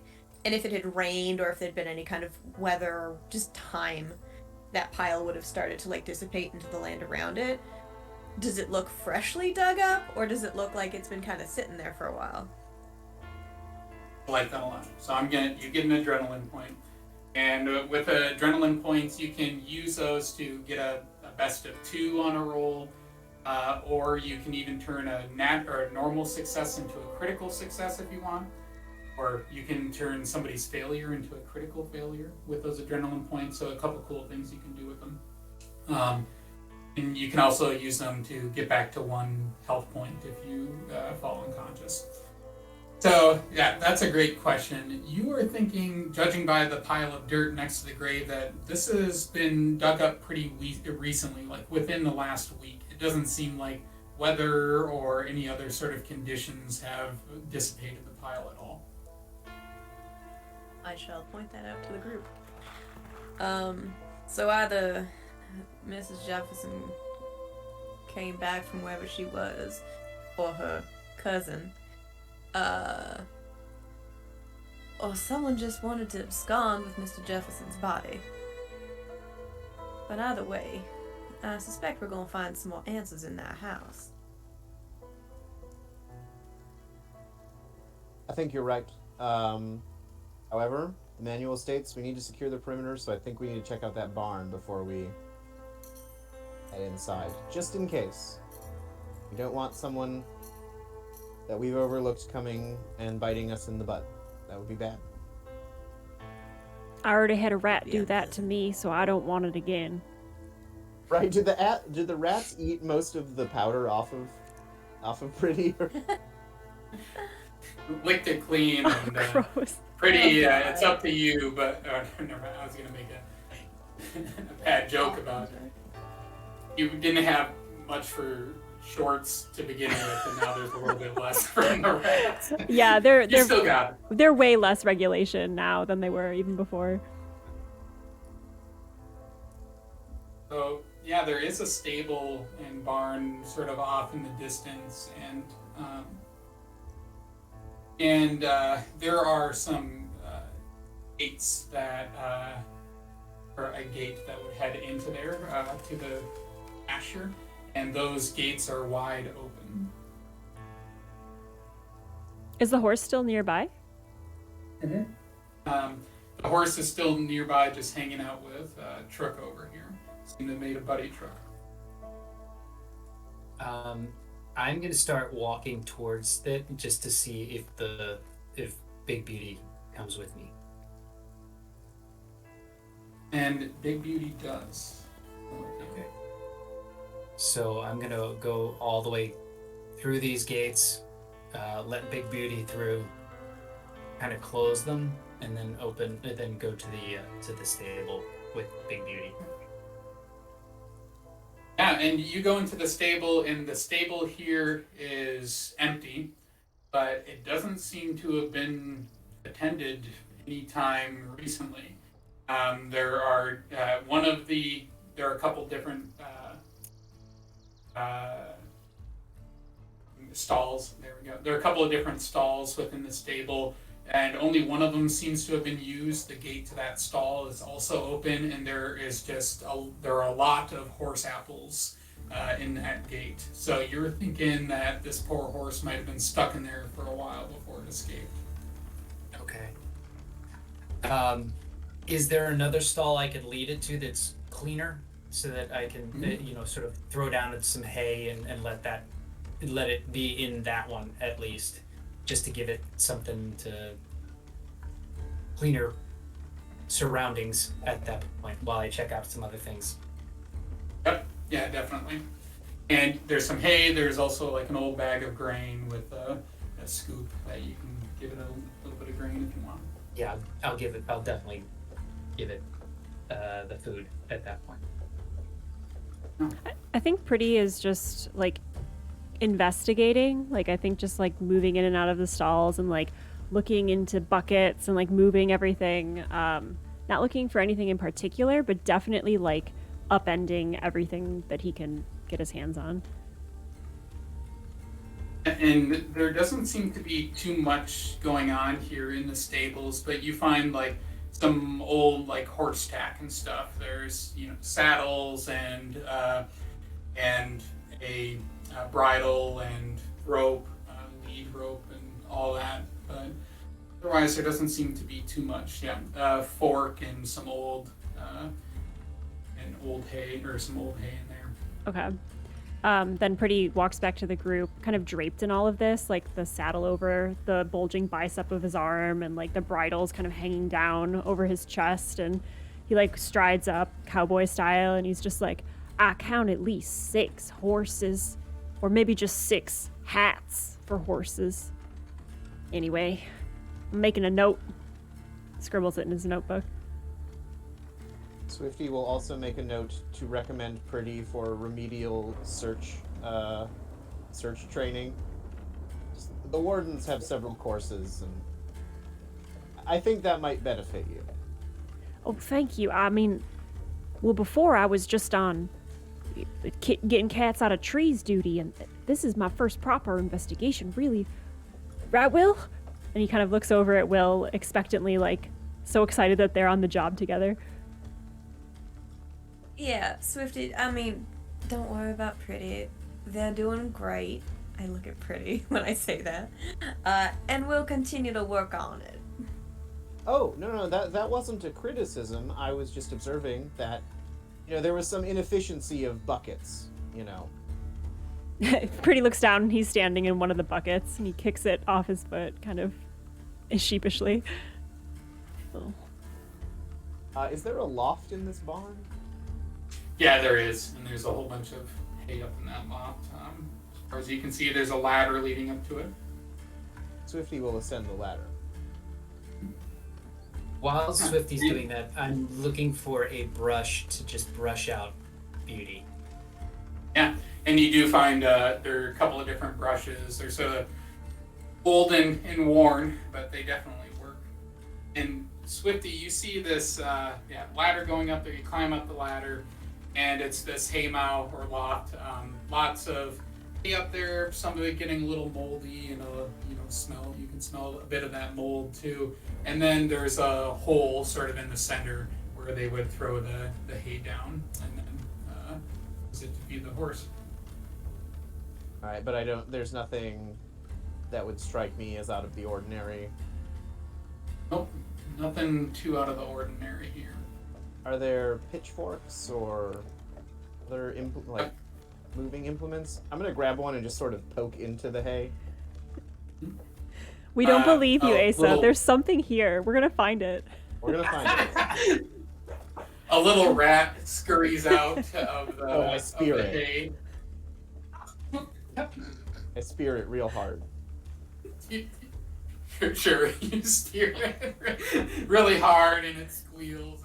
And then I take it and I descend the ladder and I give it to Hudson, who I think would appreciate it because this game has turned into animal friendship and I love it. I'm here for Bob and Big Beauty, and I'm here for Hudson and all of the rest of us. Turns out the real treasure all along was animal friendship. If it's okay with you, Bob, Truck, does Hudson like the rodent? Will it take the rodent and eat it? I would say that probably Hudson doesn't like rats just as much as I don't like rats. I mean, he sort of gloms onto my emotional stuff. So if it's being offered a rat, he might turn his nose up at it. Swifty is wounded to his core, but he'll just put the rat down in an easily attainable place if anybody wants it. I'm sure there's a cat around here somewhere that'll eat it. Pretty makes note of it in case the fish doesn't work out for later. In the area of the stable, does it look like the horse broke out, or that somebody intentionally opened it so the horse could be a free rein? So you don't even need to make a roll for this. You look at it and you can definitely tell that the horse busted out. So basically there would have been a little lock there and that goes across the gate and definitely busted. Are you satisfied, Swifty, that there ain't nothing out here and we can pan on in? Swifty takes a deep breath, looks at the rat, and then agrees that the perimeter does indeed seem to be secure, so we can proceed. Leave that hole. We head to the front door. There's a front door, and you also see the back door. And if that is something you want to check out. In Truck, you saw a cellar door as well. Yeah, I was just thinking that if they were headed to the front door, I was going to pause and look at that cellar door to see if it was intentionally covered or if it was just covered because it's been overgrown. It's not been tended to. Who's going to go to the front door? And does anyone want to join Truck? I'll go with Truck. Okay. Let's start with Will and Pretty here. So, Will, you go on up to the, with Pretty in tow, up to the front door and you try the handle again, and it is unlocked. You open the door, and It opens into this old foyer whose ancient wallpaper has started to peel away, and that peculiar smell is really lingering here. There's a large white rug which welcomes you, and it's covered in dirt, oak leaves, and debris. Besides the rug is a coat stand, empty and covered in dust.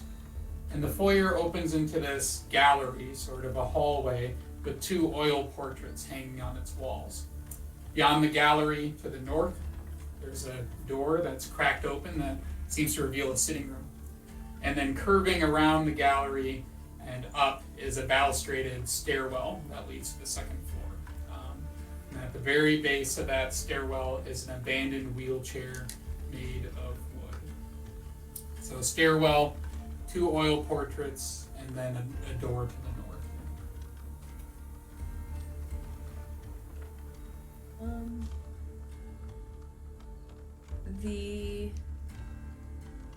Does the wheelchair look like it fell down the stairs and clattered down, or just that it got knocked over? It's hard to tell. And go ahead and give me a luck roll. And I know that Will is pretty lucky, so if you want to use your lucky ability, you can do that. That was a 17, and I'm odds, so. Okay, so you are you're feeling lucky, and you are pretty sure that it didn't fall down the stairs. It looks like it was just sort of flipped over and abandoned here. As you look at it, I'll add one more thing. You actually notice something underneath it, which is a large tome of a book titled The Jefferson Genealogy.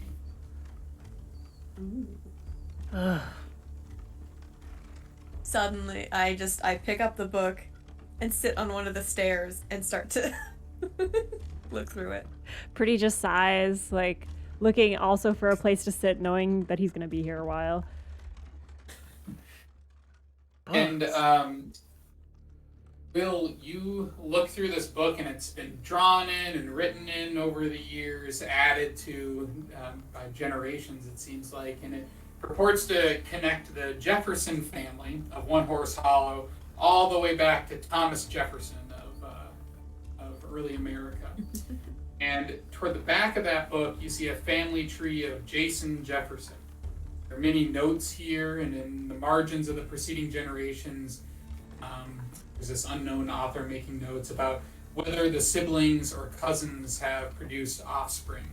And next to Jason Jefferson's names are the words, last of the line. As I'm looking at all of these offshoots, is there any notes on an illicit forgotten child or somewhere where it's like, well, that doesn't seem quite right? There are definitely a couple of those, but then they end up being crossed out or they're written in.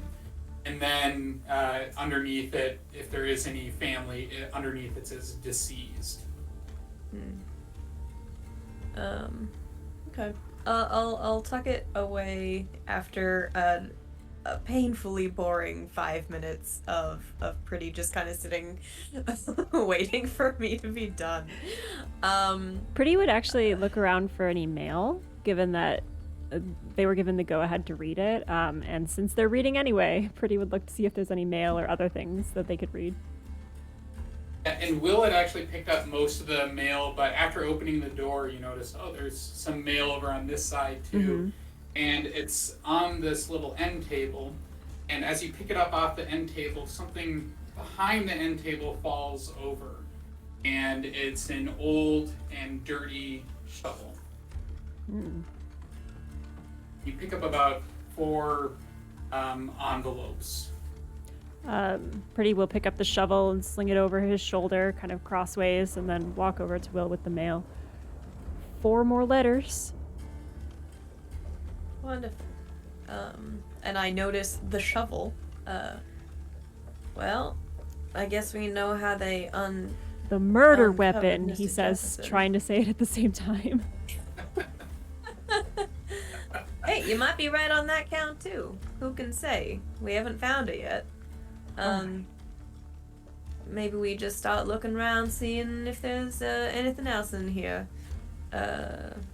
Finish this floor first, and then up we go. And All right. I'll, walk us to the I'll flip northern it door. over. And as you head towards that northern door, I'll flip it over to Swifty and Trook, who walk on over to these old cellar doors, which head down into the earth.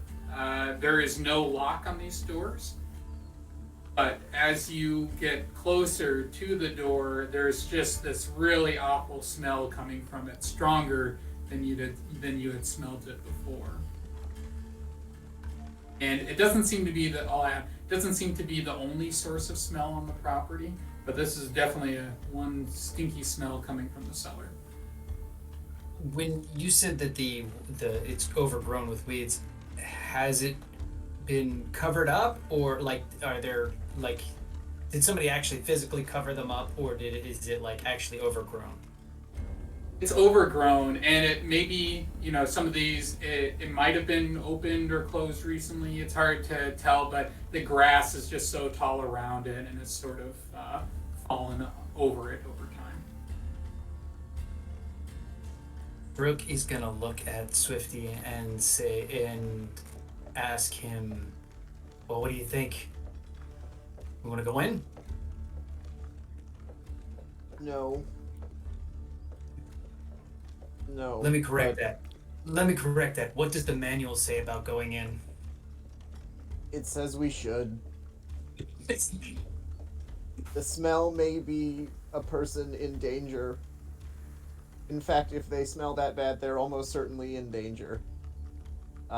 So, Trook is gonna take out his official handkerchief and put it over his nose, and open up the cellar door. Open up the cellar door, and yeah, this stench just starts emanating out of the deep. There's a steep set of wooden stairs descending into a pretty dark cellar, and all that's illuminating it down there is the open door. And even now, it's gone into the afternoon, and the sun isn't setting quite yet, but it's starting to lower. The sky is starting to get a little bit pinker here as you've been exploring throughout the day. The floor of the cellar, when you get down there, is earthen and cool. And as I said, there's this awful stench coming out of the darkness. Next to you, there's sort of some brick walls, and you can tell that the ceiling is quite low, but it's hard to see anything else deep within the cellar due to all the dark. Swifty, I think, is barely holding it together with the smell. Can I make a health roll? Yeah, go ahead and make a health roll. I like when a player asks. That's a 15 over my 13. So Swifty, I think, gets to the bottom of the stairs and then just vomits. It's like, maybe even goes down on his knees because it's really bad, and then looks up apologetically at Trook, like, I'm sorry. And Trook, although he's keeping it together, looks at Swifty and is like, no, it's really bad down here. That's what I thought, but I didn't want to say anything. In case the person is injured. It's not their fault. And then once I'm composed, I clean up and wipe myself off, and I pull out my lantern, and I'm gonna turn that on, have a look-see. I'm gonna pull out my lantern. You both pull out your lanterns, and as you shine them into the darkness, you can see that there are shelves lining the walls, packed with old bell jars, all of which are filled with some sort of organic substances that seem to have rotted long ago. Several casks and large wooden barrels sit in one of the back corners of the room.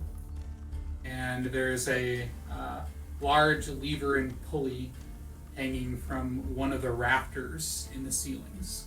Excuse me.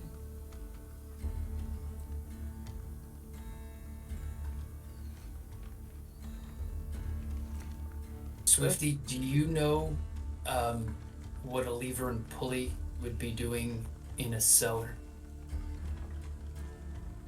I assume it's for the barrels. Maybe? I make some sort of knowledge roll, an intuition roll, I don't know. Yeah, go ahead and make a deduce roll here.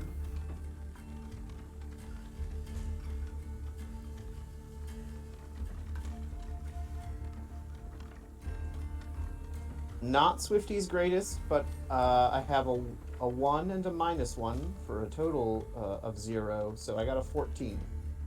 Alright. You look at this and you actually think that this lever and pulley setup has been set up more recently. It's sort of makeshift and seems to have been tied off. So there's a rope tied off, goes up over the rafters, and then is hanging down. One of those types of lever and pulley. So might have been used to lift something at some point in time, or something might have been dangling from it, hanging from it. I don't like the way you said that. A hook on it? Oh, And no, I- I don't like that. Does it have a hook on it, or like, is this something where you like loop the rope around it and tie it off and then use that to lift? It has like a sort of what looks like a clothes hanger, except it's made out of wood, really strong wood here. And then there's some hooks hanging from that.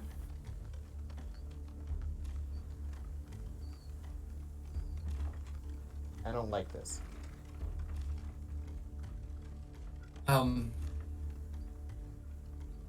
Where does it tie off to? It is tied off. There's like a support beam that it's tied off onto. But there's nothing hanging on it right now. There's nothing hanging on it right now. Is there anything below it, like a door or something that would open up underneath it? You hold up your lantern, and the shadow is sort of swaying back and forth as this is dangling above you. You look down at the ground, and there's something in the dirt. It's dark colored. I think it might be blood.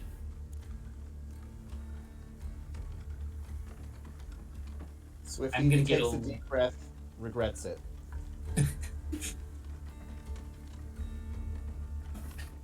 Crook is gonna get a little bit closer just to make sure. As a warden, I have to know: is it blood yes or blood no? That's all we need to know. You get closer and touch it even. It's a little sticky at this point, so maybe fresher than you might hope in its blood. I'm gonna turn and say, we need to go find Will and Pretty real quick. Swifty just nods, but he's pulled out his Bowie knife. Just in case. And I'll flip. And Crook is gonna take out his pistol. I'm gonna flip back over to Will and Pretty. You were all on the first floor. You started walking towards that northern door, and as you do, you can see these two oil portraits. And they depict the Jeffersons. They have their names underneath this little plaque. There's Emily and Jason Jefferson when they were younger. In her portrait on the northeastern wall, Emily is a small young woman, maybe 30, but with jet black hair, pale skin, wearing all black except for this gold chain around her neck. And in the portrait on the northwestern wall is Jason Jefferson, also in his mid-30s, all skinny as a skeleton. He's white with red hair. He's wearing this suit and he's leaning against a cane. And before you is a door that is cracked open into what appears to be a sitting room. Just out of curiosity, I'm gonna take a closer look at the portraits to make sure there's nothing hidden behind them. Okay. So go ahead and make a search roll. No, that's a 1. Plus stump something, but it's a 1. And you sort of look behind him, old and dusty, doesn't seem to see anything with your cursory search there. I will use my cane to push the door open, or I guess pull the door open based on swing, and just look at Pretty. Go, do you mind going in first? Oh no, of course not. I mean, sometimes if there's something to be hitting, it's good if it hits me first. Exactly. He'll I mean that in the best way. he receives it in the best way, and he strides forward in his tattered regulation warden shorts that are, at this point, a good probably like over 12 inches above the length that they should be worn. And he strides into the sitting room. In the sitting room, there's on the eastern side is this divan, this old couch. Cobweb chairs form an enclosed semicircle around the divan with a coffee table at the very center. There are several books stacked upon that coffee table. And then on the other side of the room, in the southeastern corner, is a cracked oil painting. And finally, on the western side, is a dusty old piano.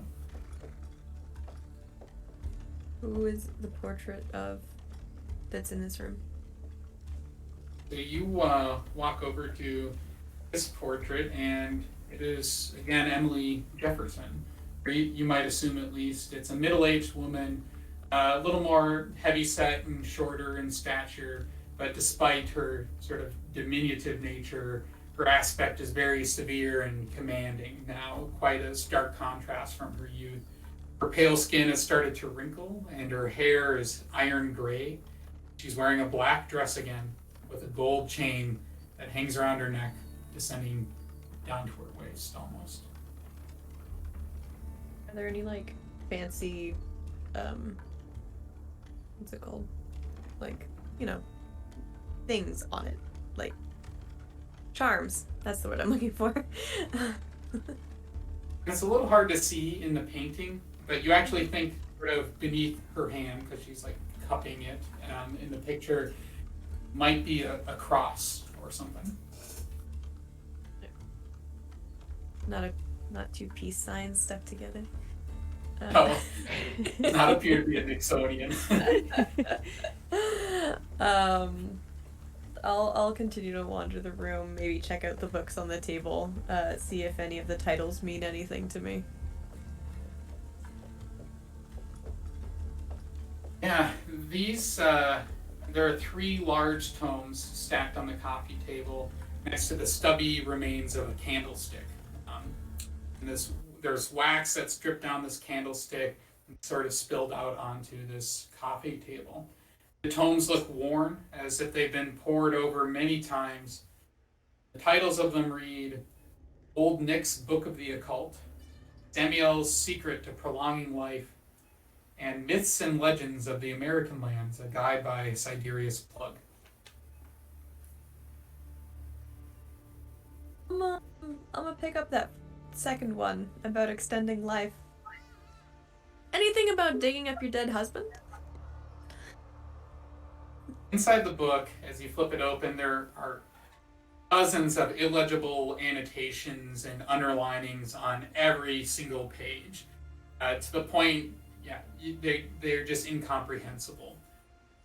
You see things where somebody is circling stuff like about like recipes for something about prolonging life, certain herbs highlighted, certain drugs, and somebody is clearly taking notes in the margins about their importance. There is nothing in there at a quick glance about digging up your husband. Alright. Oof, I'm gonna have a lot of books. I take all 3 of them. And kind of poke my head into the bedroom to the east. Okay. And anything you want to do, Pretty?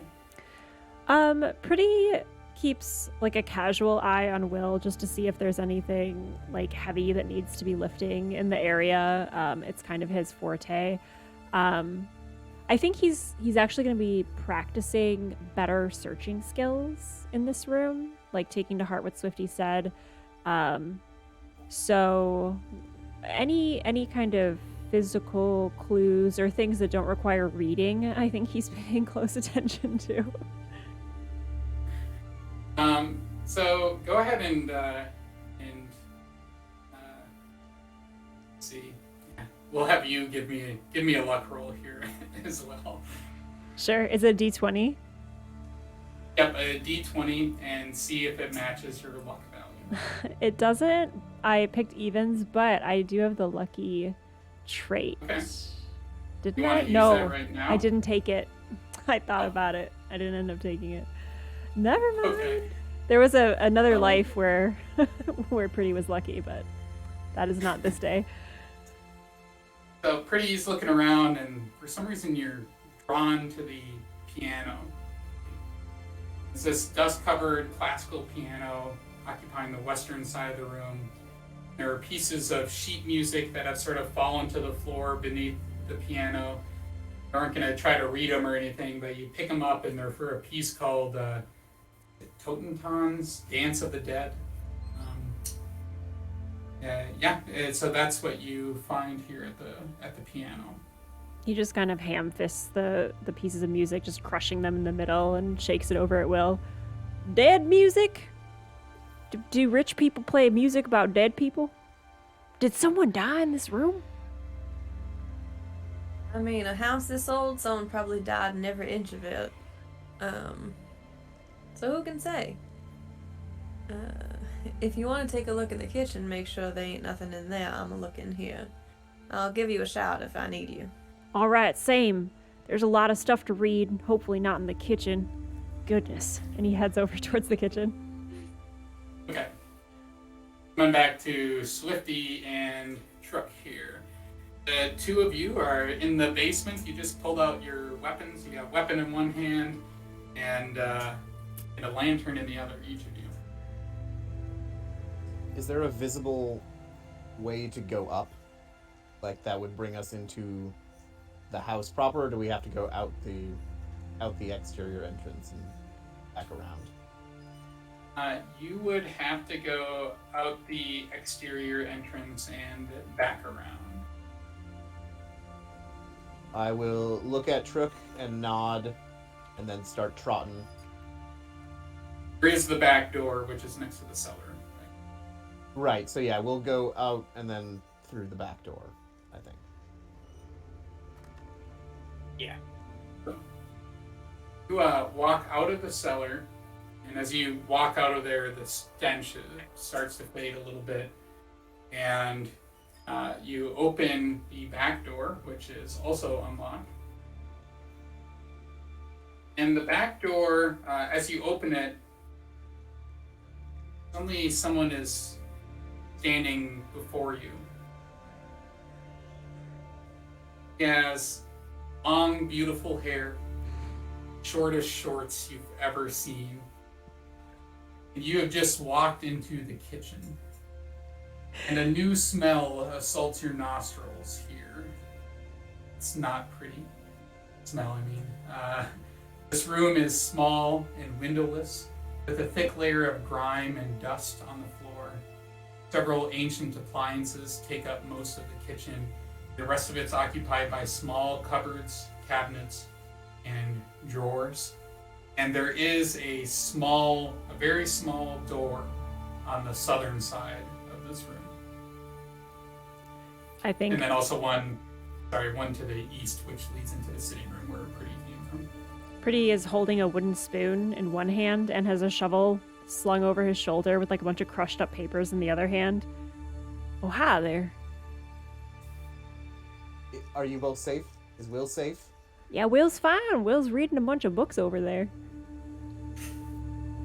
Oh, good. We were worried Yeah. about you both. I know, we're fine. It's just a bunch of old people stuff, like portraits We found a little bit more than old people stuff.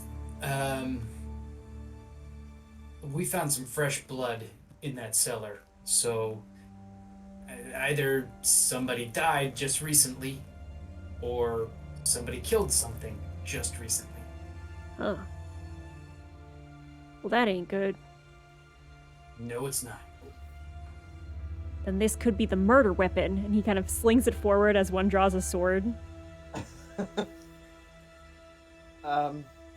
Yes. I kind of picture the blade of the shovel like right at my nose. Like, that's really, really good, Brittany. Ah. Thank you. He sheaths it, but it involves flipping it back around and holding it blade side down to the dirt, or to the floor. Well, we gotta tell Will then, because I don't want us to be walking around where there's been murder. We gotta stick together. And it seems like soon, right? Right, Truck? Or recent? Not, Yeah. not months ago? The blood was recent, like relatively fresh, still sticky blood.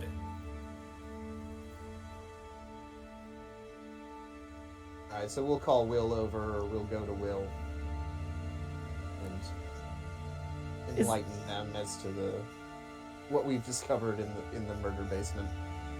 I'm willing to head over to Will. Is there anything of note in the kitchen before we go? I was just about to say, I that small door on the southern side is sort of drawing me. Do one of you want to check it out?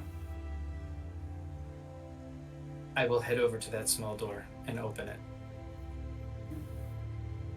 So, Truck, you walk over to this small door, and as you try to open the door, it's a little bit jammed or swollen maybe, so it's hard to pull out. You have to give it some force. And as you yank on it, suddenly another large and ragged rat falls out, dragging a mousetrap behind it, scurrying across your feet. Make me another resolve roll, just you. I hate rats! My resolve is a 7. Let's roll. I have to go over it or under? You want under or equal to? Okay. I rolled a 4 under my 7. Oh, that's Nice. great. So, that's great, because you would have lost another 4 resolve. You lose 1 in this instant. So lose 1 resolve. So it still gives you a bit of a scare. But this rat flees and is frantically dragging itself across the floor. Its rear leg seems to be caught in a mouse trap. And as it does it, Hudson, who I imagine is sort of perched on your shoulder, just flies out, grabs it with its claws, and perhaps murders it. It doesn't eat it because it's just protecting you. Behind the door here is this really small, dark room, but there's pinpricks of sort of light shining through a small hole in the wall, about 5 feet off the ground, and the light illuminates the room, albeit only slightly. And inside are 7 dusty bottles of wine in small bottle-sized pigeonholes. And stacked atop of the wine rack are 2 small casks.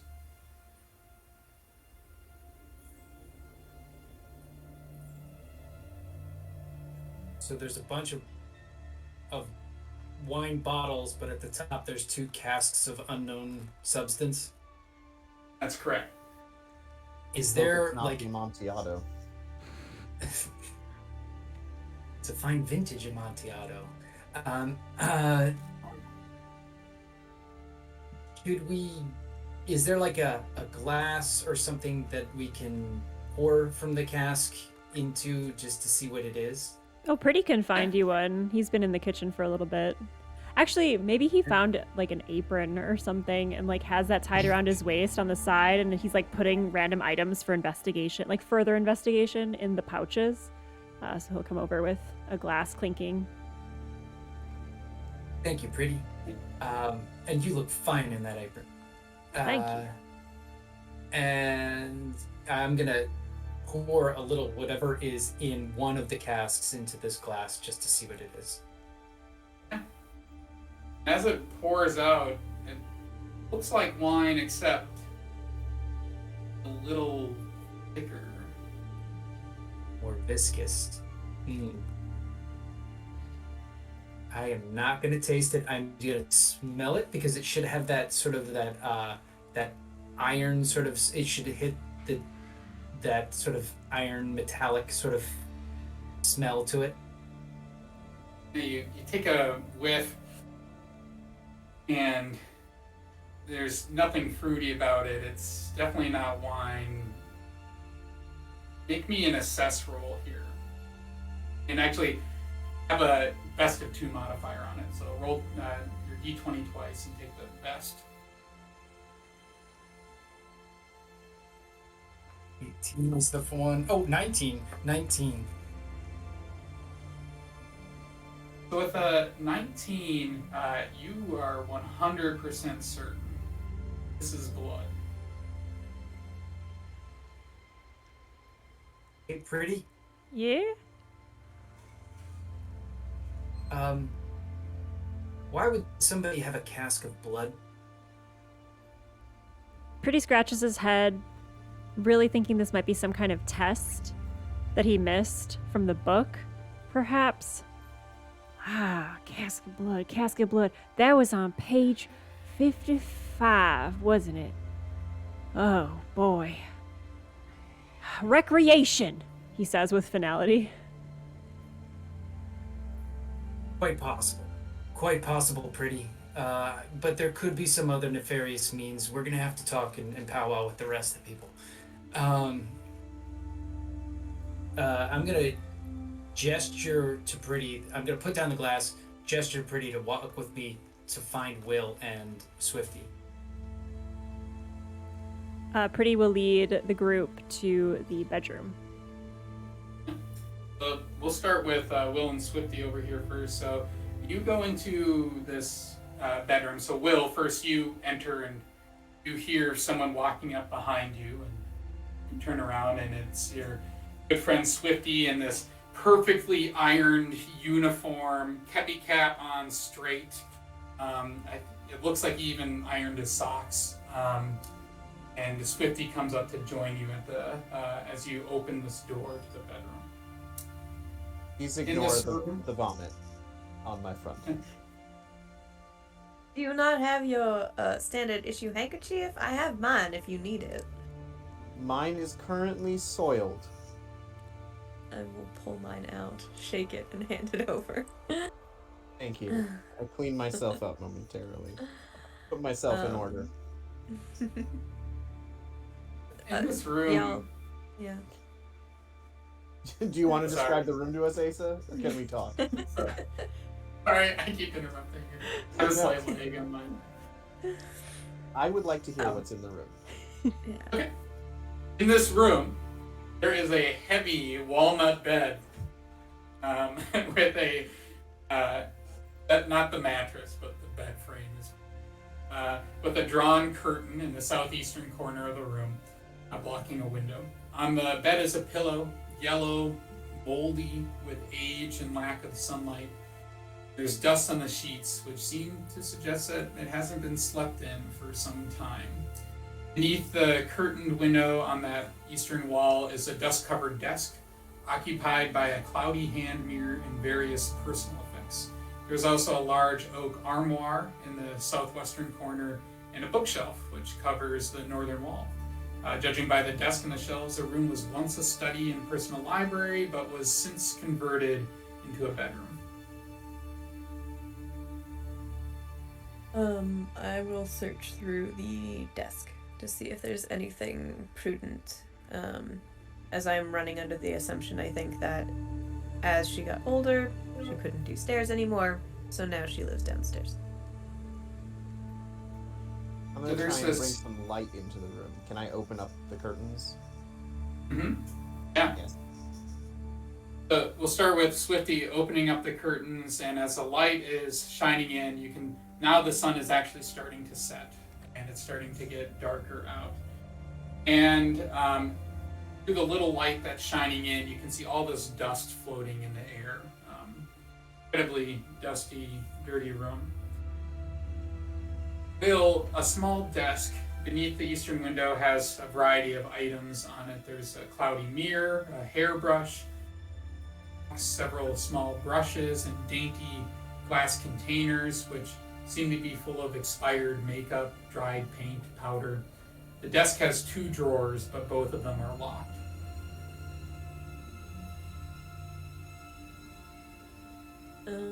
I will pick up. Are there like hairpins, hat pins, anything like that on the top? Yep, there's a hairpin. Great. I'd like to use that to try to jimmy the lock, if I can. Yeah. Go ahead and make me a locksmith roll. And okay. You have an adrenaline point if you're afraid you won't make it. You can save it. I am quite certain I didn't, because that was a 3. That was a 3. So no. I assume. Do you want to use the adrenaline point, or do you want to? Does that just guarantee that I succeed? It would just give you another roll. Oh, yeah, sure, why not? I'm sure nothing else is gonna happen later that I'll want to save it for. That's a 6. Okay. I'm so sorry. Right. You're giving you this lock, but yeah, you try one, then you try the other. You can't get either of these drawers to unlock. You probably weren't helped by the fact that Swifty is sneezing all over the place because of this dust. Just when you think you get it, there's just this. Ah! God damn it. I'm gonna have to get pretty in here to break it open. I'm just not getting any luck with this thing. Well, maybe there's a key in the room? Like, is there a bedside table or like other...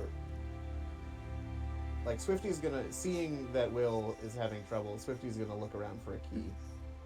Yeah. So Swifty, look, there's a bedside table. You open it up. There's a Bible in there, a founder's constitution, but notably not a Nixonian one, which is its own thing. You look in the armoire, which is on the other side, and inside is just a pile, not hung up, pile of women's clothes. There's a rod that used to spread from one end of the armoire to the other, but it's now leaning against the side of this piece of furniture.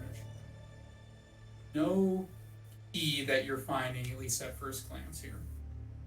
Swifty has taken the founder's constitution just like junk, and then he's going through the wardrobe just like junk, rubbish, trash. Sorry, Will, I'm not seeing a key. Yeah, maybe we should get pretty in here to bust this thing open. Yeah, he has a shovel. I'm sure that'll do the trick. As you say that, Bill, you hear something. You don't seem to notice anything, but you see Will suddenly perk up. My ears are still ringing from the sneezing that I'm doing. Is it from like upstairs? Like, where am I? You hear something above you. Great. A creak in a floorboard. It's Swifty. I think we have company. And I will step out of the room. Presumably meeting the other two as they have finished looking in the winery. The winery. You know. The bluttery sounded worse. I don't know. The Sangretorium.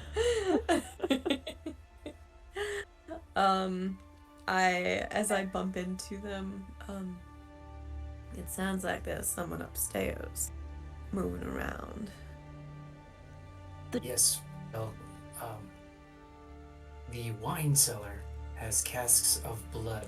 I don't know what vintage, but they are blood. Horrifying. Truly.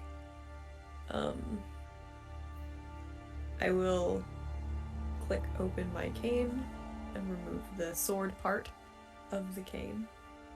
And just... Shall we proceed quietly? Crook is going to take out his pistol and say, absolutely. Taking this cue, Pretty will take out brass knuckles and put them on each hand, and they say Pretty in like little gemstones on each knuckle. Beautiful. I'm ready. No, pretty, sorry. Swifty will also set down his lantern, sheath his Bowie knife, and because we're in a house that's big, he's going to take out his bow and arrow. It's in the manual. Yeah, it's in the manual. Engage at range first, and then close. So, and if it's okay with everyone, Swifty would lead unless we want Pretty going first. I'm okay with Swifty going first. Like, if it's in the manual. It is. Pretty, you don't have a ranged weapon, correct? My arms are pretty long, so I can stand back further if you'd like when I hit him. All right. Yeah, Swifty's gonna go first. So are you heading up the stairs, or is there anything else you'd like to do on this? I would suggest we split up. That's Like, what I was two of just us about on to each say. stairs, because they're in. It looks like they're in the same room, right? It's just That's correct. like those Yeah. curvy stairs that go. Yeah. Yep. There's two stairwells, curved balustraded stairs going up to the second floor in that foyer or foyer. Will, do you have anything at range? No, I'll be Okay. honest. This is mostly for decoration. The Okay. sword. Do you want to go with Trook, or do you want to go with me? I'll go on the farther staircase, and y'all can pick who else is going on that one with me. Trook? I will take the far staircase, and Will can go behind me. Okay, then Pretty and I will go up the near staircase. Wonderful. Two groups of you start walking up the staircases in unison. These old wooden steps creak with each step that you take. And it almost seems to echo in this large foyer. So quiet besides the creaking of your steps. At the top of the stairs is a spacious landing covered with this thick Persian-style rug. The south side of the landing overlooks the foyer where you just were. And on the north side, there's this large window that should overlook the rear of the house, but the curtains are currently closed.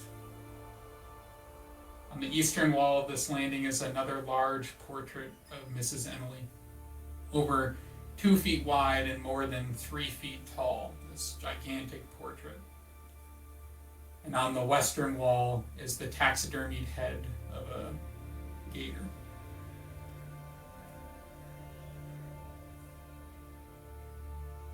Will And thinks then, to himself, that's a choice. So No, as we that's come the up, last thing. okay. Two doors on either side of this landing. One to the east and one. So as we come up the stairs, Trook and Will are closest to which door, and Pretty and I are closest to which door? So when I said away from, I meant from the noise, and the noise would have been in the primary bedroom. So I would have climbed the left hand or the western staircase. Okay, so we are okay. When we get up there and observe that there's nothing on the landing there, Swifty is going to like sort of angle himself and take up a position where he is bow and arrow drawn, looking at the master bedroom door or the primary bedroom door, and look to Pretty and like make a hand motion in the from the manual that's supposed to indicate that you open the door. But I don't know if you read that part of the manual. Is there some kind of roll I can do to see if Pretty knows this signal? Oh, that would probably be a deduce roll. Alright, I want to leave it to the dice on this one. Well, it's a 3 on the die, so probably not. You have no clue what that signal means. Pretty would pretend that he knows exactly what's going on and nod and reach into the apron pocket, still tied around the waist, kind of like saddlebag style, and pull out the wooden spoon, flick it twice, tap his nose, shake his head, making up his own code in reply. Swifty is going to shake his head no, make a mental note that we need to talk about hand signals, and then he's gonna, Pretty, open the door. Oh! Puts the spoon away and kicks the door open. So is this to the primary bedroom, is that correct? Yeah. Yeah, to the primary bedroom. The door splinters with the force of these big, beefy thighs behind it. Busts open, and inside is a nearly empty room. Cobwebs in the corners, several layers of dust on the walls and floor. Not a soul in sight. Only things that you see are pieces of furniture, like an armoire on the southern wall. There a rectangular spot occupying the southeastern corner where it seems peculiarly cleaner than the rest of the room. Some nails poke out of the walls in a few locations as if there once were pictures hanging on them, but nothing hangs from them anymore. Is there any typical bedroom furniture, like a bed or a nightstand? You think that bare spot might have been where a bed used to be, but is no longer there. Hello? Hello? Pretty will advance into the room, knuckles up, looking left to right. Remember to check your corners. Whirls behind him and checks behind him in the corners. There seems to be nothing in this room except at the foot of the armoire. There's this piece of paper in cursive script. Pretty just points at it from a great distance and says, "That's gonna need some reading."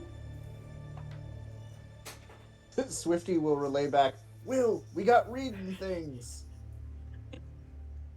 Will just shakes their head and steps up onto the landing past Trook and into the room to pick up the piece of paper and read it. Pretty is right behind you, like doing like shadow boxing to nothing, like just in case. I feel so safe. You pick up this piece of paper and it's folded up as if it were in an envelope at one point in time.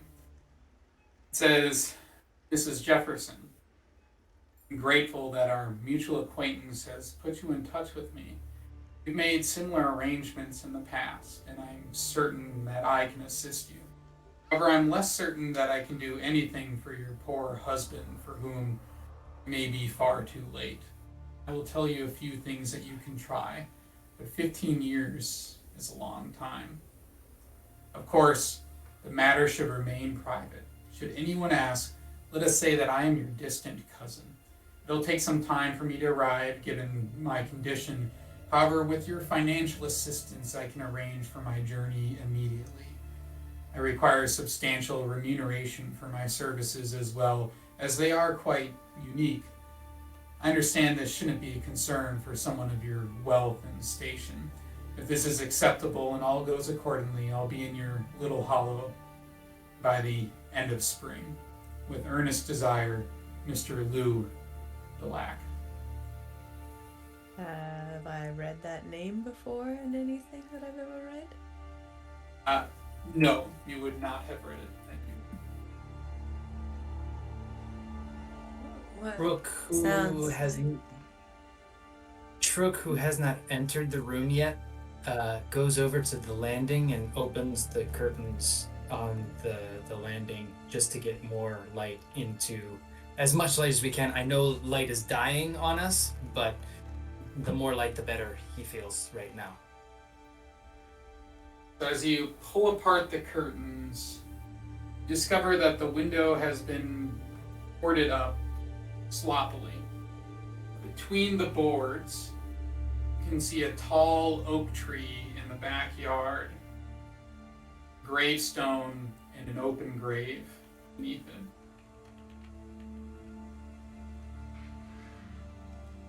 A little bit of light shines in through the cracks of the boards. I'll poke my head back out the primary bedroom and kind of gesture to the guest bedroom behind Trook. Anything in there? Swifty will just rotate with his like, he has also not entered this room. He's still got his bow and arrow drawn, and he just like pivots so that he's then covering that other door if Trook wants to open it. Okay, so I'm gonna open the door. Are you going in, or do I make this hand signal that you go in as I open the door? Swifty will respond that using manual hand gestures that you open and go in, check your corners, and I'll check the other corners. I'll be right behind you. Okay. So I will open the door, step in, and turn behind me and check the two corners behind that are, right behind me as I walk into the building. I'd like to think that Pretty understood this signal this time, but thought he was talking to him. And so he's doing the same thing, but to the armoire in the primary bedroom. So he's going to open it and then step inside and then turn around in the armoire. Alrighty. The door opens. We'll start with Truck here. The door opens to reveal a twin-sized bed in the southwestern corner of the room, as well as an end table, a smaller dresser, and a shelf stocked with porcelain dolls, as if it hasn't been opened in quite some time. Okay, well, All I the hate creepy that. triggers. Yes. Pretty. You open the armoire and you flip yourself inside of it, right? Yeah. And check your corners. Yep. And the armoire is completely empty. In fact, it doesn't even have a rod to hang clothes upon.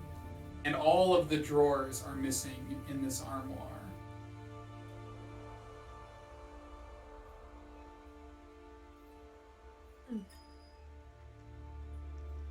It's just a shell of wood where there would be drawers.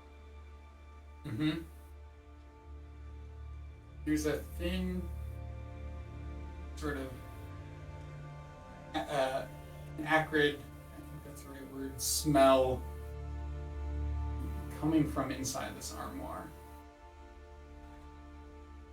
From where? He'll sniff around, try to spot the source. I've always had a pretty good nose. Make me a search roll. I'll give you a best of 2 modifier for that one. 17 on the die. And then my search is a -1, so 16. Okay.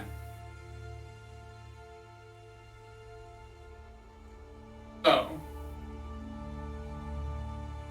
you think that the smell is coming from behind the armoire, which confuses your pretty little head or pretty big head, because there's a wall behind the armoire.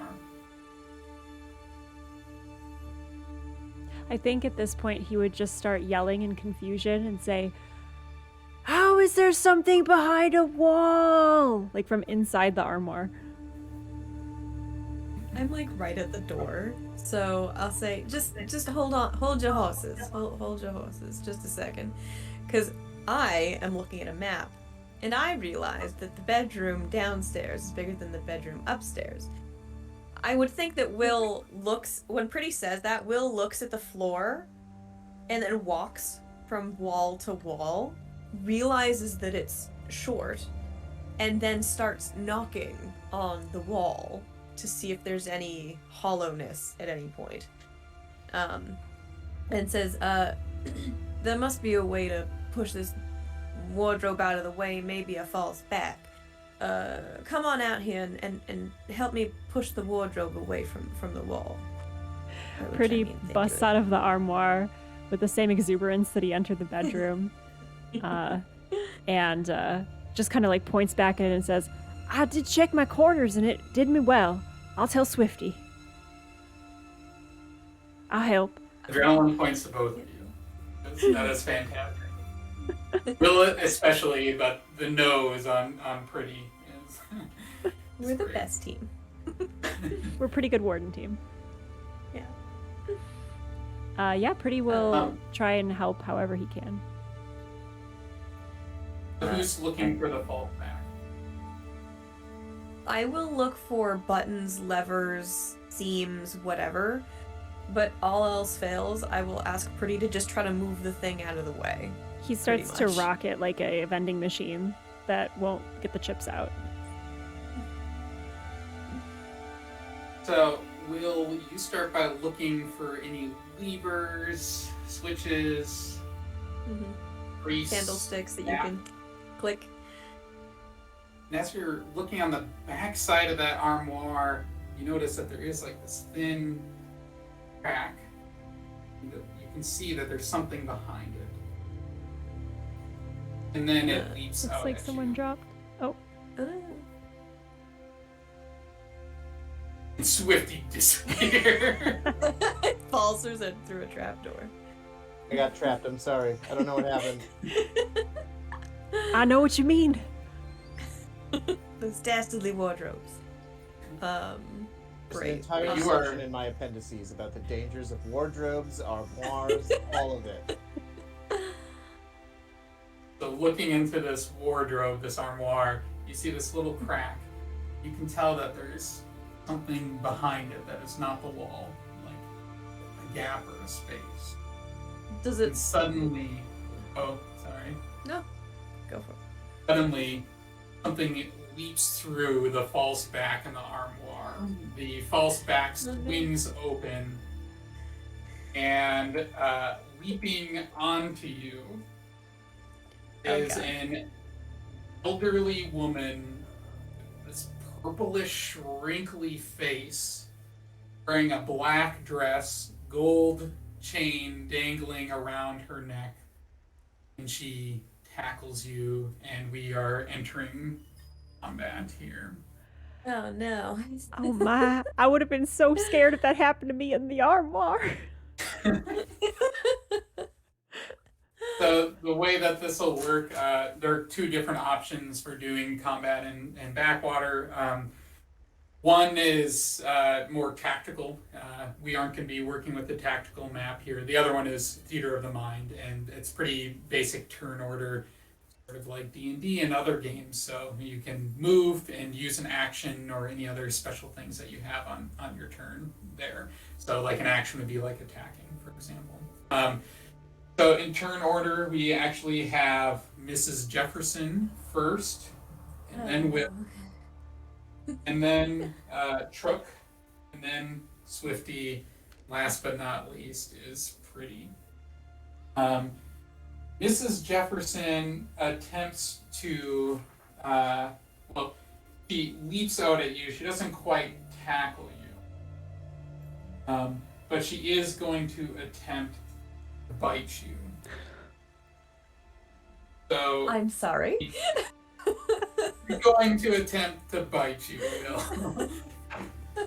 And as she opens her mouth, you can tell it's not like the two normal vampire teeth, but like sort of like a lamprey mouth. All these sharp teeth emanating from her gums.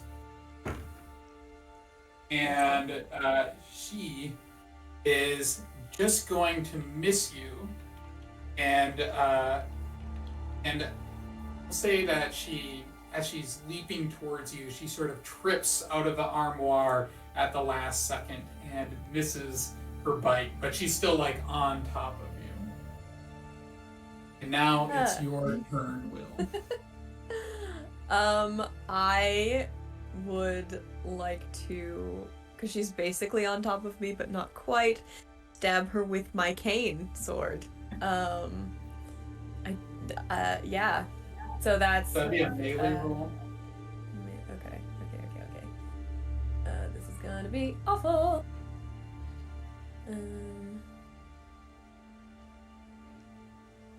Yeah, that's a 9 on the dice.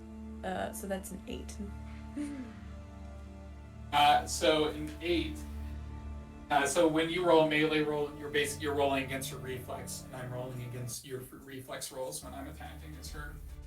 An 8 is not enough to hit her. In fact, she seems to have really quick reflexes. So although she's basically on top of you, when you whip out your cane sword, she sort of quickly dodges to the side, although she's still directly in front of you.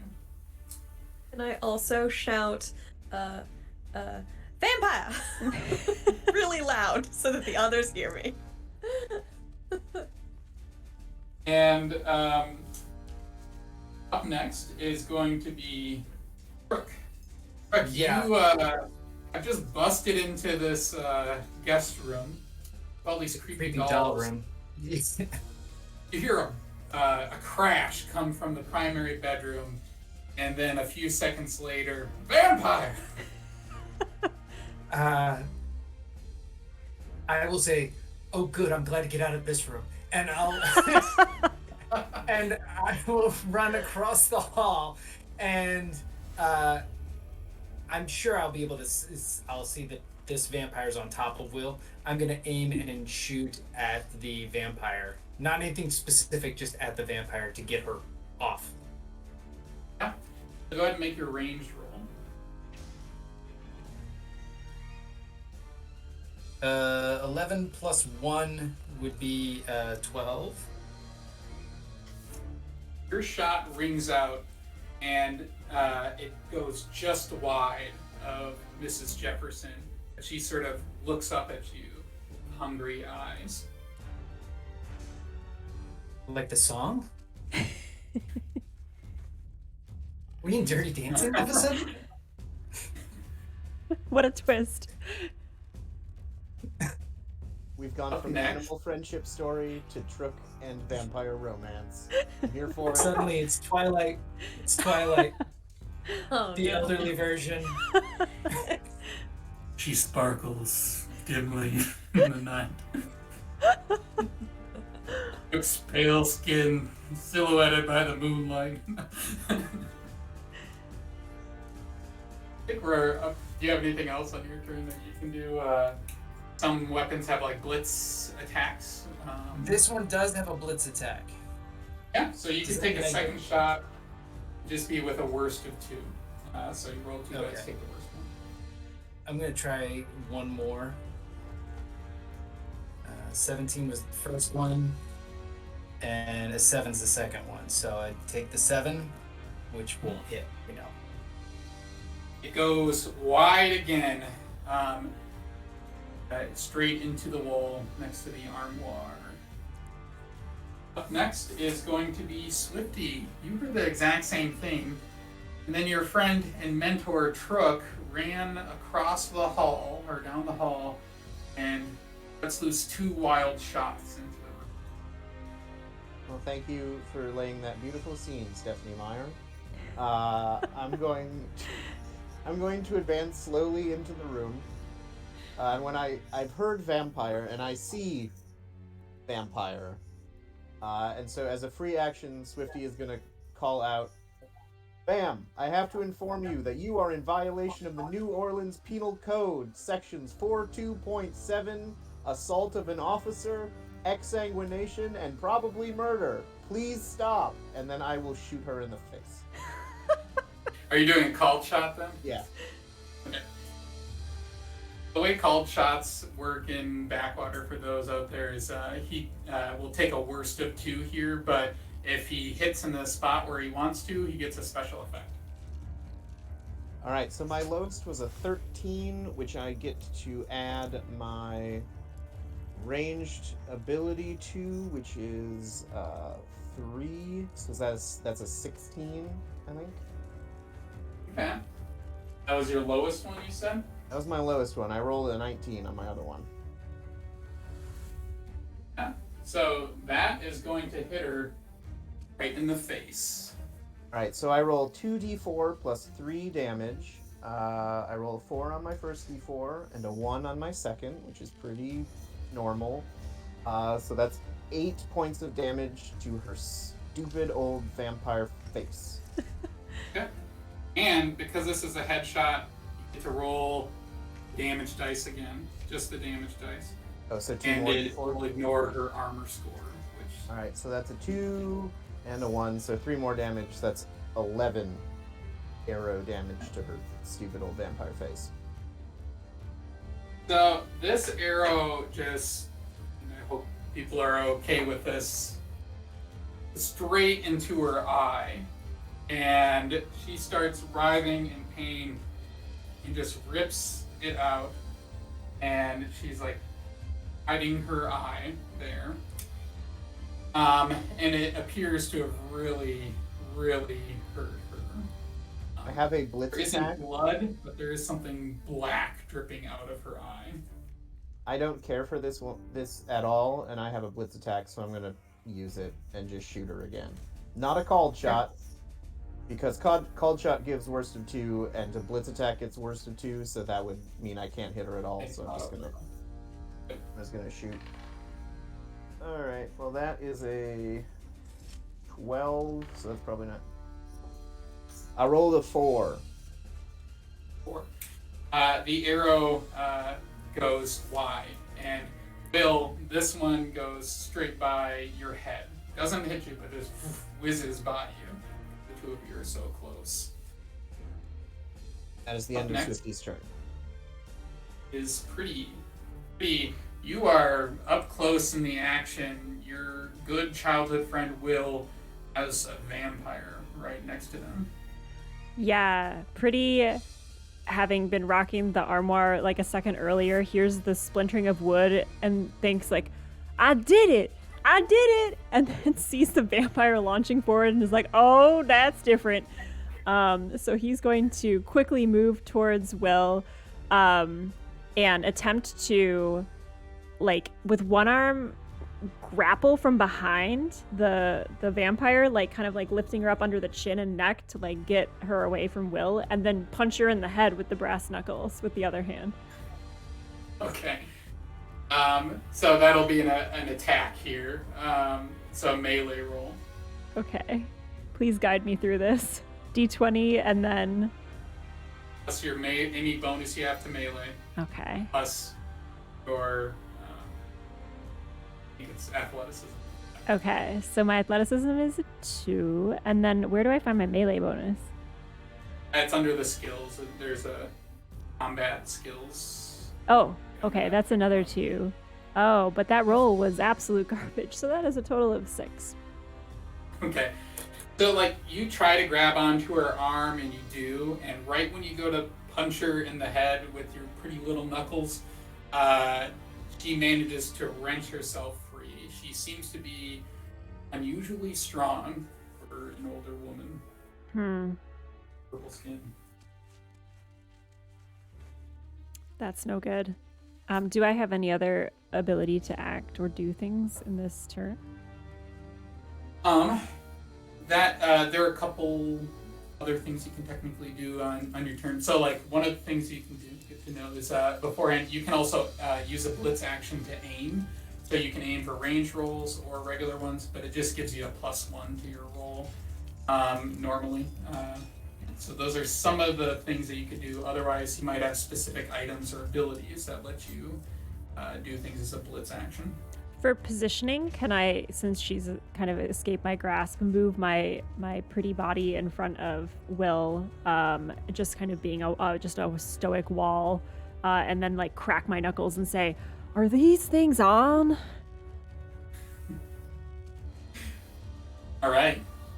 And up next is the vampire, Mrs. Jefferson. Mrs. Jefferson is going to look you in the eyes, pretty, and says to you, go downstairs and make a resolve roll for me. Oh dear.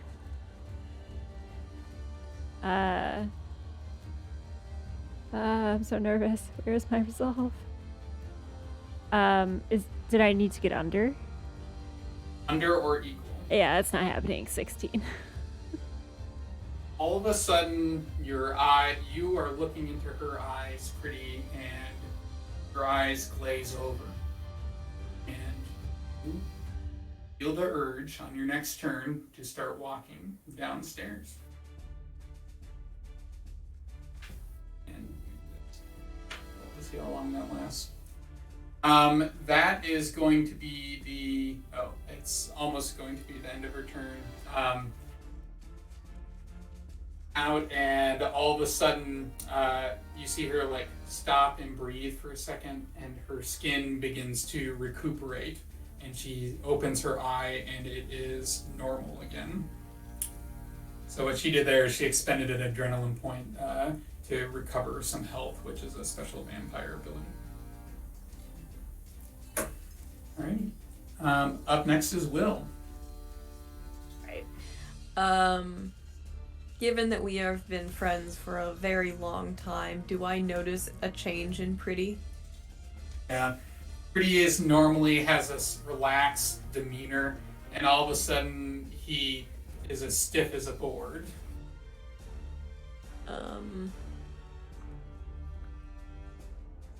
I will try to shake Pretty out of it, I guess, if I can. Would that be like, I mean, I guess, can I like maybe try to persuade him or something to snap out of it? Yeah. Tell me how you'd like to do it, and we'll give it a roll. I think let me just make sure. Yeah, I guess I will just shake Pretty's arm really hard and just say, Pretty, I need you to snap out of it right now because you're the only thing standing between me and that.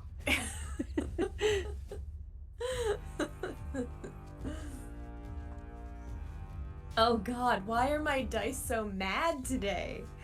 That was a 9 plus 1, so 10. So a 10 is not enough to shake or Pretty out of his stupor, unfortunately. Is there anything else you'd like to do? You can still move. Yeah, I mean, I'll back up so that I'm behind truck, cause not fighting that as much as I can. All right. Up next here is going to be Truck. You just witness everything before you. You see your friend Pretty go stiff as a board, and Will begins to back up. You said that she is wearing that gold necklace, right? Like, I'm gonna try something. I would like to use a blitz point to aim, but instead of shooting her, I want to shoot that necklace. Okay.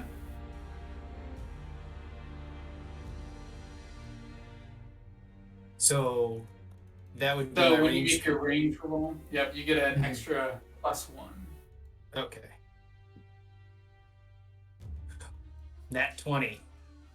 Oh my.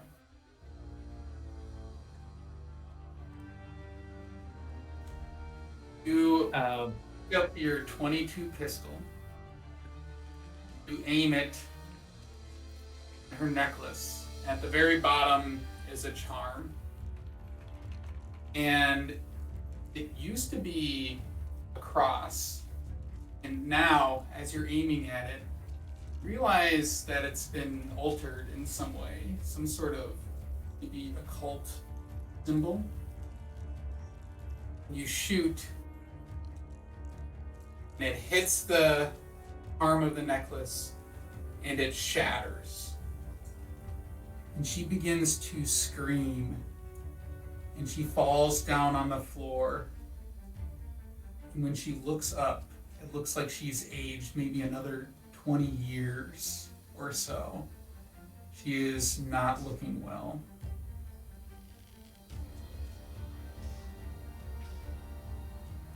Okay. But she's still alive. She's still alive. Okay. I was like, do I just wait and see what happens, or? I mean, I didn't read this part of the manual, Swifty. I don't know. Swifty has read this part of the manual. He's ready. Now I understand why the manual is so long. There's a lot of chapters. Right, vampires are chapters 19 to 23 inclusive. You know, there's a lot of stuff there. And all of Twilight is included as an addendum. That's right.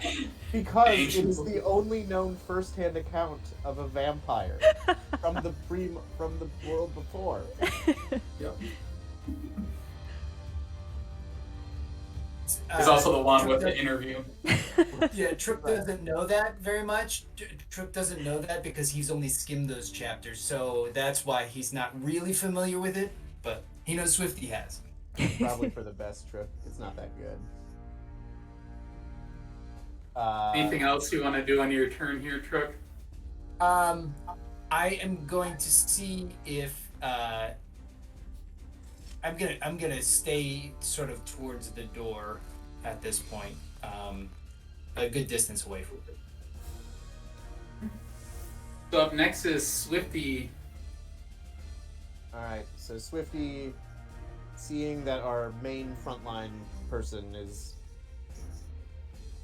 checked out, he's going to delicately put his bow down, take out his Bowie knife, and just charge in there. The old lady's on the ground. He's gonna, like, get down on top of her so that his knees are in her, like, arms so that she can't move them. And he's just gonna stab down into the heart and finish her off. All the while She's saying, on the... all the while saying, "Ma'am, you have also committed the breach of a felony, non-consensual mind control. Please stop resisting." You get a best of 2 with your roll because she's on the ground. Okay, thank you. Alright, that's a 12 for the first one, and a 16 for the second one. So, 16. You hit. And roll your damage. Alright, that is 6 plus, I think, 2. So, yeah, 6 plus 2, 8. Alrighty. So the knife goes into her, like into her back here, and she collapses to the floor. She isn't looking good, but she tries to push herself up again, Swifty. My knife also has the hemorrhage property. So, Okay. Yep. So she has to make a health roll here, and if she fails, she starts bleeding out, basically. It's a little nasty. And she fails her health roll. Means people lose. Okay. So she's still okay, but at the beginning of her next turn, she's going to lose some damage from bleeding out. So she's still alive, but yeah. cool. Up next is going to be pretty. Your friend Will tried to snap you out of it, but it didn't budge. You just feel this urge to start walking downstairs. question. Mm-hmm. She told me to do something very specific. Do I have the free will or volition to add something to that command? Like my interpretation of it? Or am I singularly focused on this and cannot do anything else?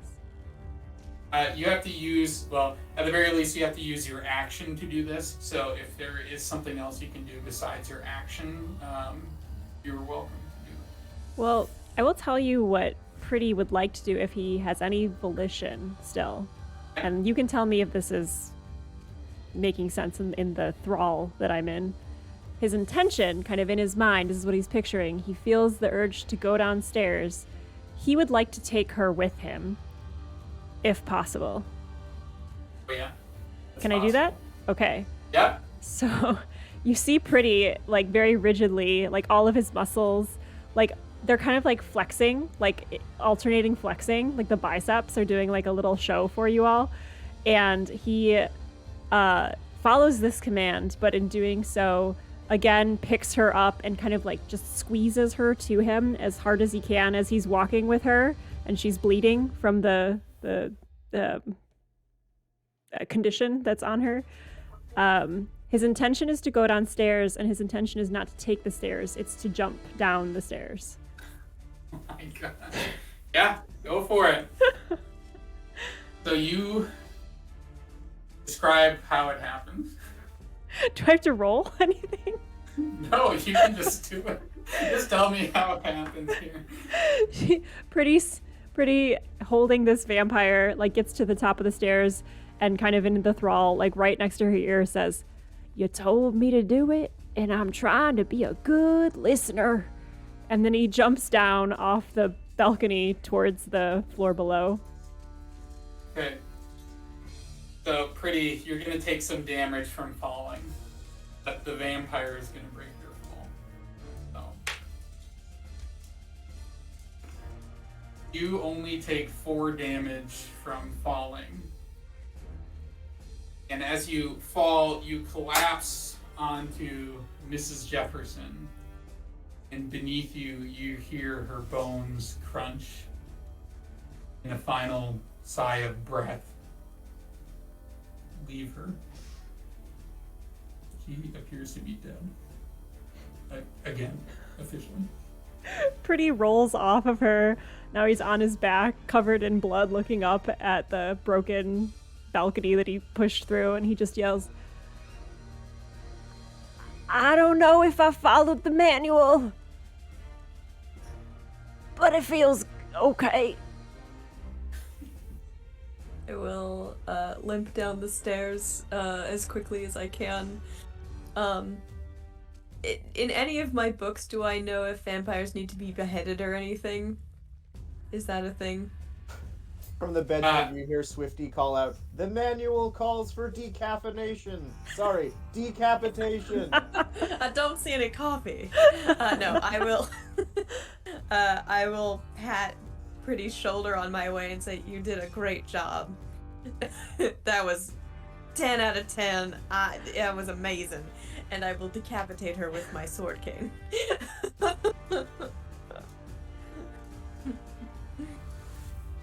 And he seems to be just laying there, done for.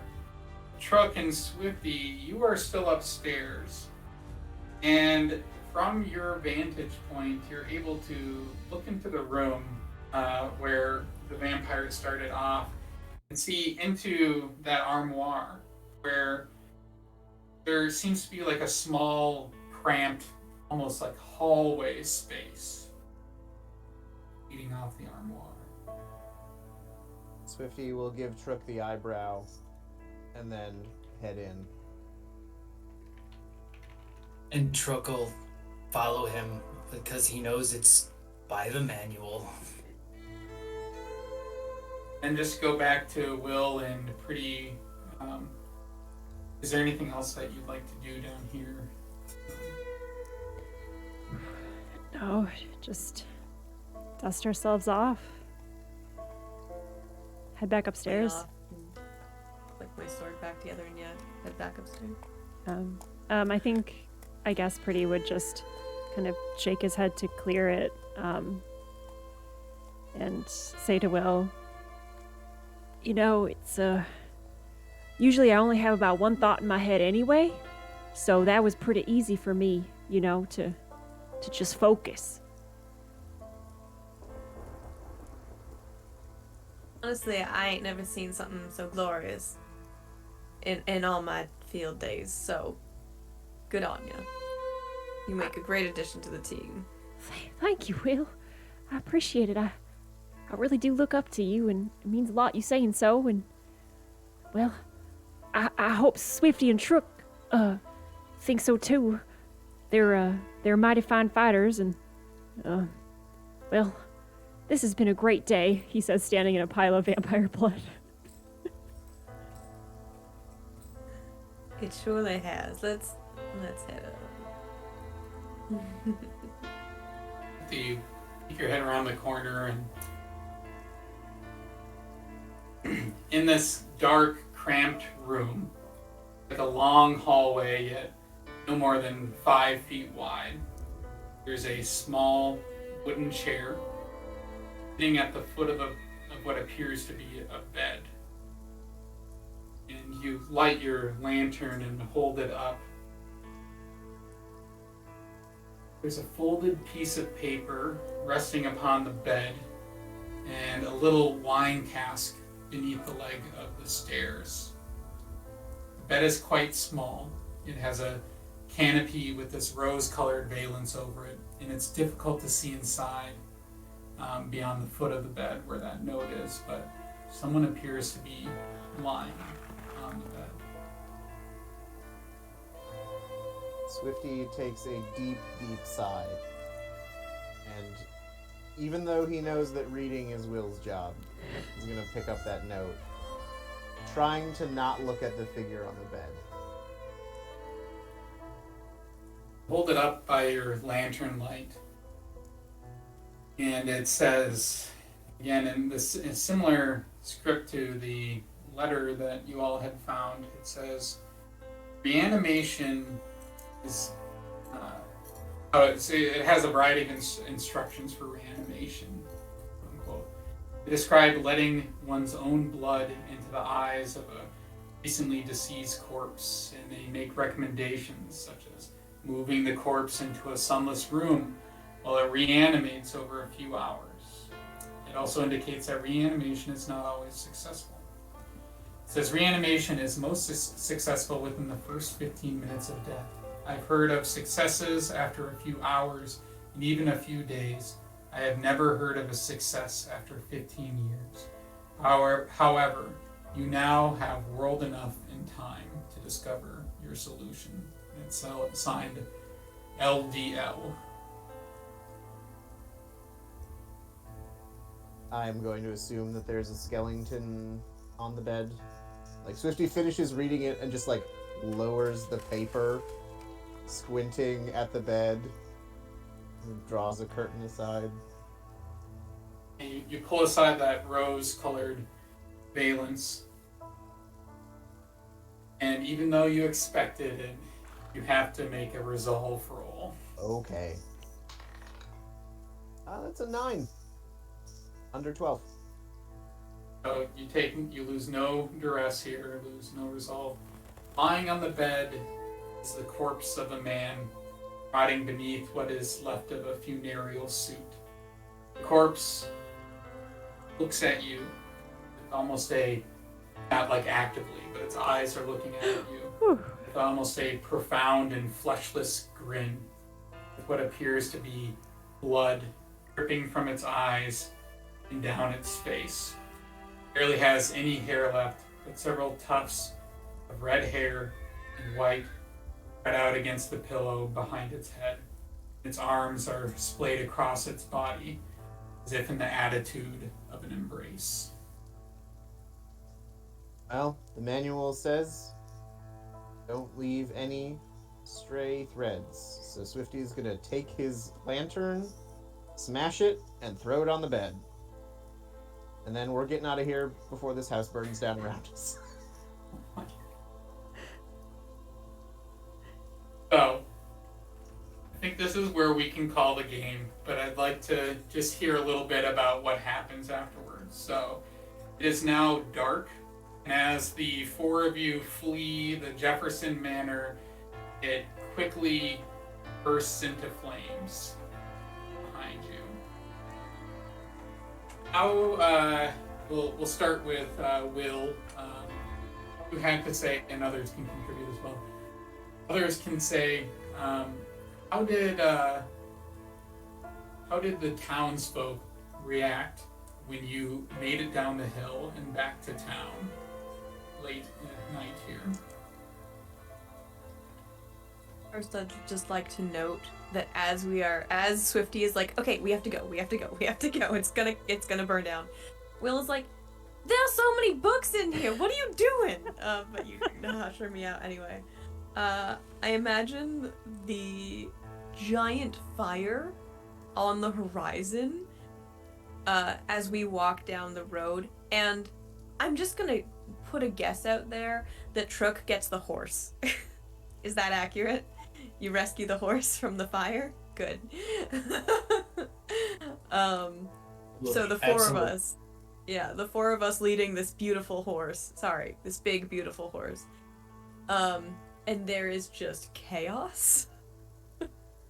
I'm just like, maybe the bell is ringing in the church. I don't like, and just, what did you do? This is what happens when you bring city folk in here. Chaos. Like, goddamn city folk. I don't think they run us out of town, but like, it's a close thing. Maybe we don't want to spend the night. Right, I feel like Swifty has to do a considerable amount of, like, having them fill out reports that we'll take back. It's like, yes, and here's your compensation, and if you just fill out this form, it's a formal complaint. You know, we'll take it back to headquarters and make sure it's filed with the appropriate people. Pretty will have roasted the fish over some of the open flame up by the mansion so that they at least have dinner. I think as Trook is running out of the building with Swifty, he actually tells him, as like, you do realize the amount of paperwork we're gonna have to do about this, and he's running back. He does go back to the stables and grab Big Beauty. He brings it when they arrive into town. He finds the little Wesley boy, and he actually says, "This horse is not going where I'm going, but I want you to take care of it from here on out." So the little Wesley boy will get the Big Beauty to deliver packages from here on out. I would like to add that when Trook mentions the amount of paperwork this is going to be, that's when Swifty smiles for the first time in this entire adventure. Just like a big old grin breaks out on his face. He's like, "Yep, I know." And that's why you're with us, because you love the chaos that follows. Right, I just get to...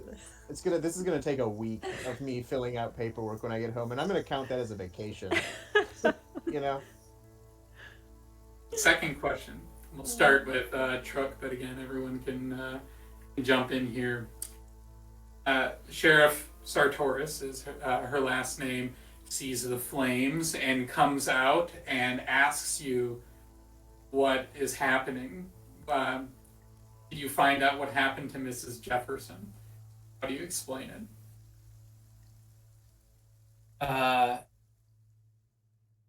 I say that we found the body. It was in a poor state of decay. So startling in decay that we had to just exterminate, burn the whole thing down. Nobody could. It was not livable conditions for any human being. That estate would never be livable in any way, shape, or form. So we took the liberty of raising the entire property for you. Do you all say anything else? Any other explanations as well? I mean, Pretty would try to say everything, so would need to be stopped, like, if there's any details that are being withheld. I feel like Will would try to rein Pretty in a little bit of just, and maybe take him aside and say like, Listen, I know you want to be honest, and that's very admirable, but I just want, sometimes civilians, they don't quite understand what it is that we do, so you gotta keep it on the down low. You understand me? How low? How low exactly? Because I know I'm tall, so I can tell him if I crouch down. Is that better? Because I might be too intimidating to say it from up here. And he stoops down, just like kind of frog style, with like You're his like arms my hanging in the level. middle. Not quite like that. Listen, it means more like we gotta lie to him just a little bit, just to be nice. Like when when we're playing a game and you say that I'm really good at throwing things. Y'all really good at throwing things. I'm not though. I try real hard, but I'm really not. He looks up at you because he's still crouching, like very seriously, and just says, "Just because they don't go that far doesn't mean you're not good, Will." I put a hand on Pretty's shoulder and say, "Pretty, don't ever change." He smiles and says, "All right, if you say so, I won't tell him all the story. But I'll write it down," he says, and holds up his notebook that has just a bunch of numbers of different horses he's been trying to count the whole time crossed out. And there's like one sentence at the beginning that says, "Dear Diary," and like the Y is like all backwards. "I'll tell it here." You do that, Pretty. So after this long adventure, you trek home, potentially the next morning. Alex, do you end up staying at the Nixonian church or for the night, or do you trek it home? The manual says we shouldn't travel at night, and I think that's pretty smart, so I think we need to avail ourselves of the Nixonian lodgings. Right. So Reverend Hagenbeck makes you these nice beds in the back of the church for y'all to stay in. And then on the next day, when you head back to New Orleans, what is or I guess you arrive, Counselor Rose will give you some coin, but what is the first thing that you do when you get back to your home city? Well, there's a considerable amount of paperwork that needs to be filled out, so I'm going to check in with the warden commander, let them know that we're safe home, and then I'm just going to start filling out all of the damage reports to start. I mean, you know what you need when you do paperwork, right? Coffee and beignets. Yes. Or, as Pretty and I know them, the tasty donuts. That generally get eaten when people are yelling the word beignet for some reason. Rook has the same exact idea, and he goes to his little hole-in-the-wall shop and buys a whole box, and it's like Will and us and I meet at the exact same time as we're both about to carry them into the office, and we both have our boxes, and we're like, "Oh no, and we both turn into the office at the same time. I feel like as you guys are distributing, I don't want to speak for Pretty, but I definitely feel like Swifty is taking one from each box and just like alternatively eating and not even noticing that they're from different places. The same. And I think maybe even taking some out of Swifty's hand and taking a bite and then putting it back in Swifty's hand. Like just You wouldn't sampling. even notice. Yeah, too busy with the paperwork to even notice. We'll close out the scene when Hudson the Hawk eats himself a beignet. So, Right out of my hand. He like swoops in and takes out a... won't eat a rat, but he will eat a beignet. So that's all that I have for you all. Thank you so much for playing with me and humoring our story here. This story is actually a scenario that you'll be able to get out on Twitch soon enough. It's cheap. It'll just be a couple of bucks if you ever want to grab it in PDF form here. Thanks again. This was Backwater, a Southern Gothic horror tabletop role-playing game that Alex and I created. We have a couple of other adventures out there if you'd like to check them out. You can grab our core rulebook. We have another book that's coming out probably in March here, which was funded on Kickstarter earlier this year. And then we have a couple of other books that you might hear about coming down the pipeline in spring. So follow us on Twitter if you want to learn more about them. We also have a newsletter. You can follow us on Itch, all that sort of good stuff. And and you'll be ready for it when that news comes out. Amazing. Thank you so much, Asa, for running this game. And thank you, Asa and Alex, for making this game. This was truly a delight. For all y'all who rated in, welcome in, everyone. Thank you all for hanging out with us tonight. You have been watching First Fridays on the Insight Checked channel, where we stream TTRPGs, narrative video games, GM interviews, and other fun, nerdy things. First Fridays invites a GM to the channel to run a game and cause a little bit of chaos, and I think mission accomplished, everyone. So I will open up the floor to you all to introduce yourselves and share any projects you'd like to do shout outs for. And I also dropped in chat some amazing links, so make sure to follow all these fine folks. So I'll kick it over to Bob. Oh, me first. Okay. I always get thrown off. I'm Bob McDonald. Best Bob McDonald on Twitter. You can find me at Stage Outlaw. Projects coming up. I usually so I stream on Twitch. I've started streaming on Twitch. I do my Sundays morning coffee, so it's just a little chill and chat where we talk about our weeks and what we got coming up, so we can boost each other and sort of get to know each other through chat and what's going on that week. I'm also very close to starting my Lego builds, chillin' Lego builds. Project-wise, I'm in a lot of Carrie Smith's games, so the Crossroad games, I'm in a lot of their projects, Deadlands and things like that from previous. I've got some things coming down the pike that I won't talk about, but there are things coming down the pike. I think that's it right now, so far. I've got some podcasts that are in the works, but I don't know when the dates are coming out for those, so I'll be sure to tweet them out, and so follow me on Twitter so that you can figure that out. That's me, sorry. Love it. Love it, love it, love it. Farah. Hello, I am Farah Sarpkaya. I am on all of the social medias at Farahkaya. Just everywhere. It's aggressive. You can also find me at Crossroads Games, where we're doing some awesome stuff with people like Bob and the folks here. This month we are doing D&D December, so catch that every Wednesday and Friday. Jump in our Discord, jump on our Twitter to be notified. Almost knocked my water onto my keyboard. And follow us on Twitter and subscribe on YouTube. That's the other one. Where we are doing some cool stuff, and we have I think over 70 premieres planned for 2023, which is aggressive, but it's gonna be great, so follow along. Yay for great aggressive things. Yeah. I love it. Alex.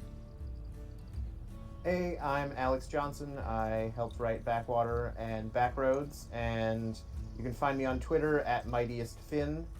That's the superlative Mightiest Finn, 2 N's. I've done some stuff with Carrie Smith as well. I was in the Outbreak Undead for a little bit with Farah. That was fun. You should definitely watch that series if you haven't. It is heart-wrenching and will make you feel things that you don't maybe want to feel, but you'll feel good after you've felt them. Mostly gonna be just writing a bit more in the Backwater universe.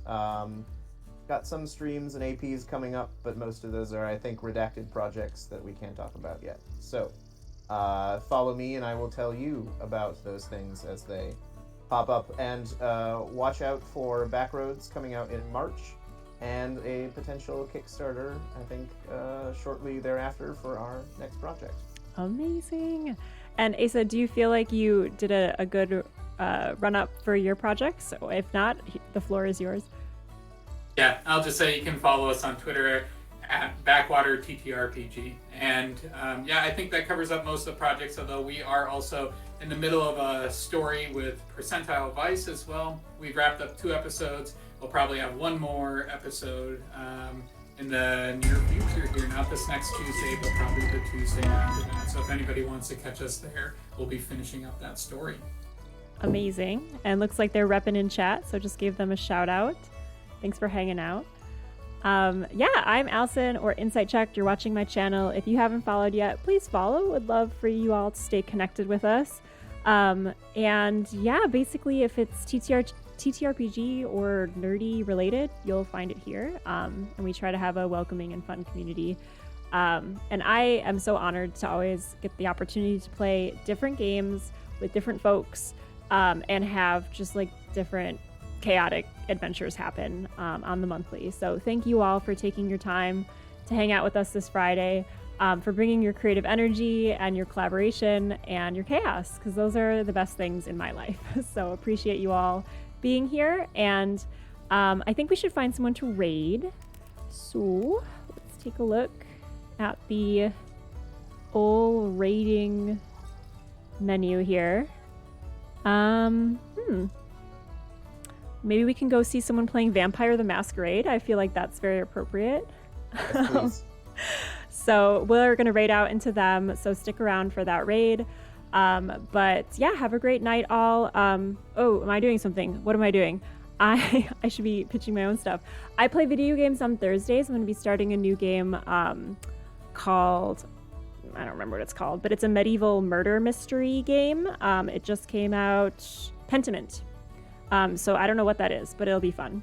And also having the aforementioned Carrie Smith on in January for First Fridays. So that will be a lot of fun as well, playing Savage Worlds. And a few things in the cooker as well. So again, follow for TTRPG stuff and be notified of all the shenanigans. There, I pitched myself. So yeah, we're gonna head out to Vampire the Masquerade. Fun. Have a good night, y'all, and we'll see you soon. Take good care. I almost knocked over my water on my keyboard. Good night.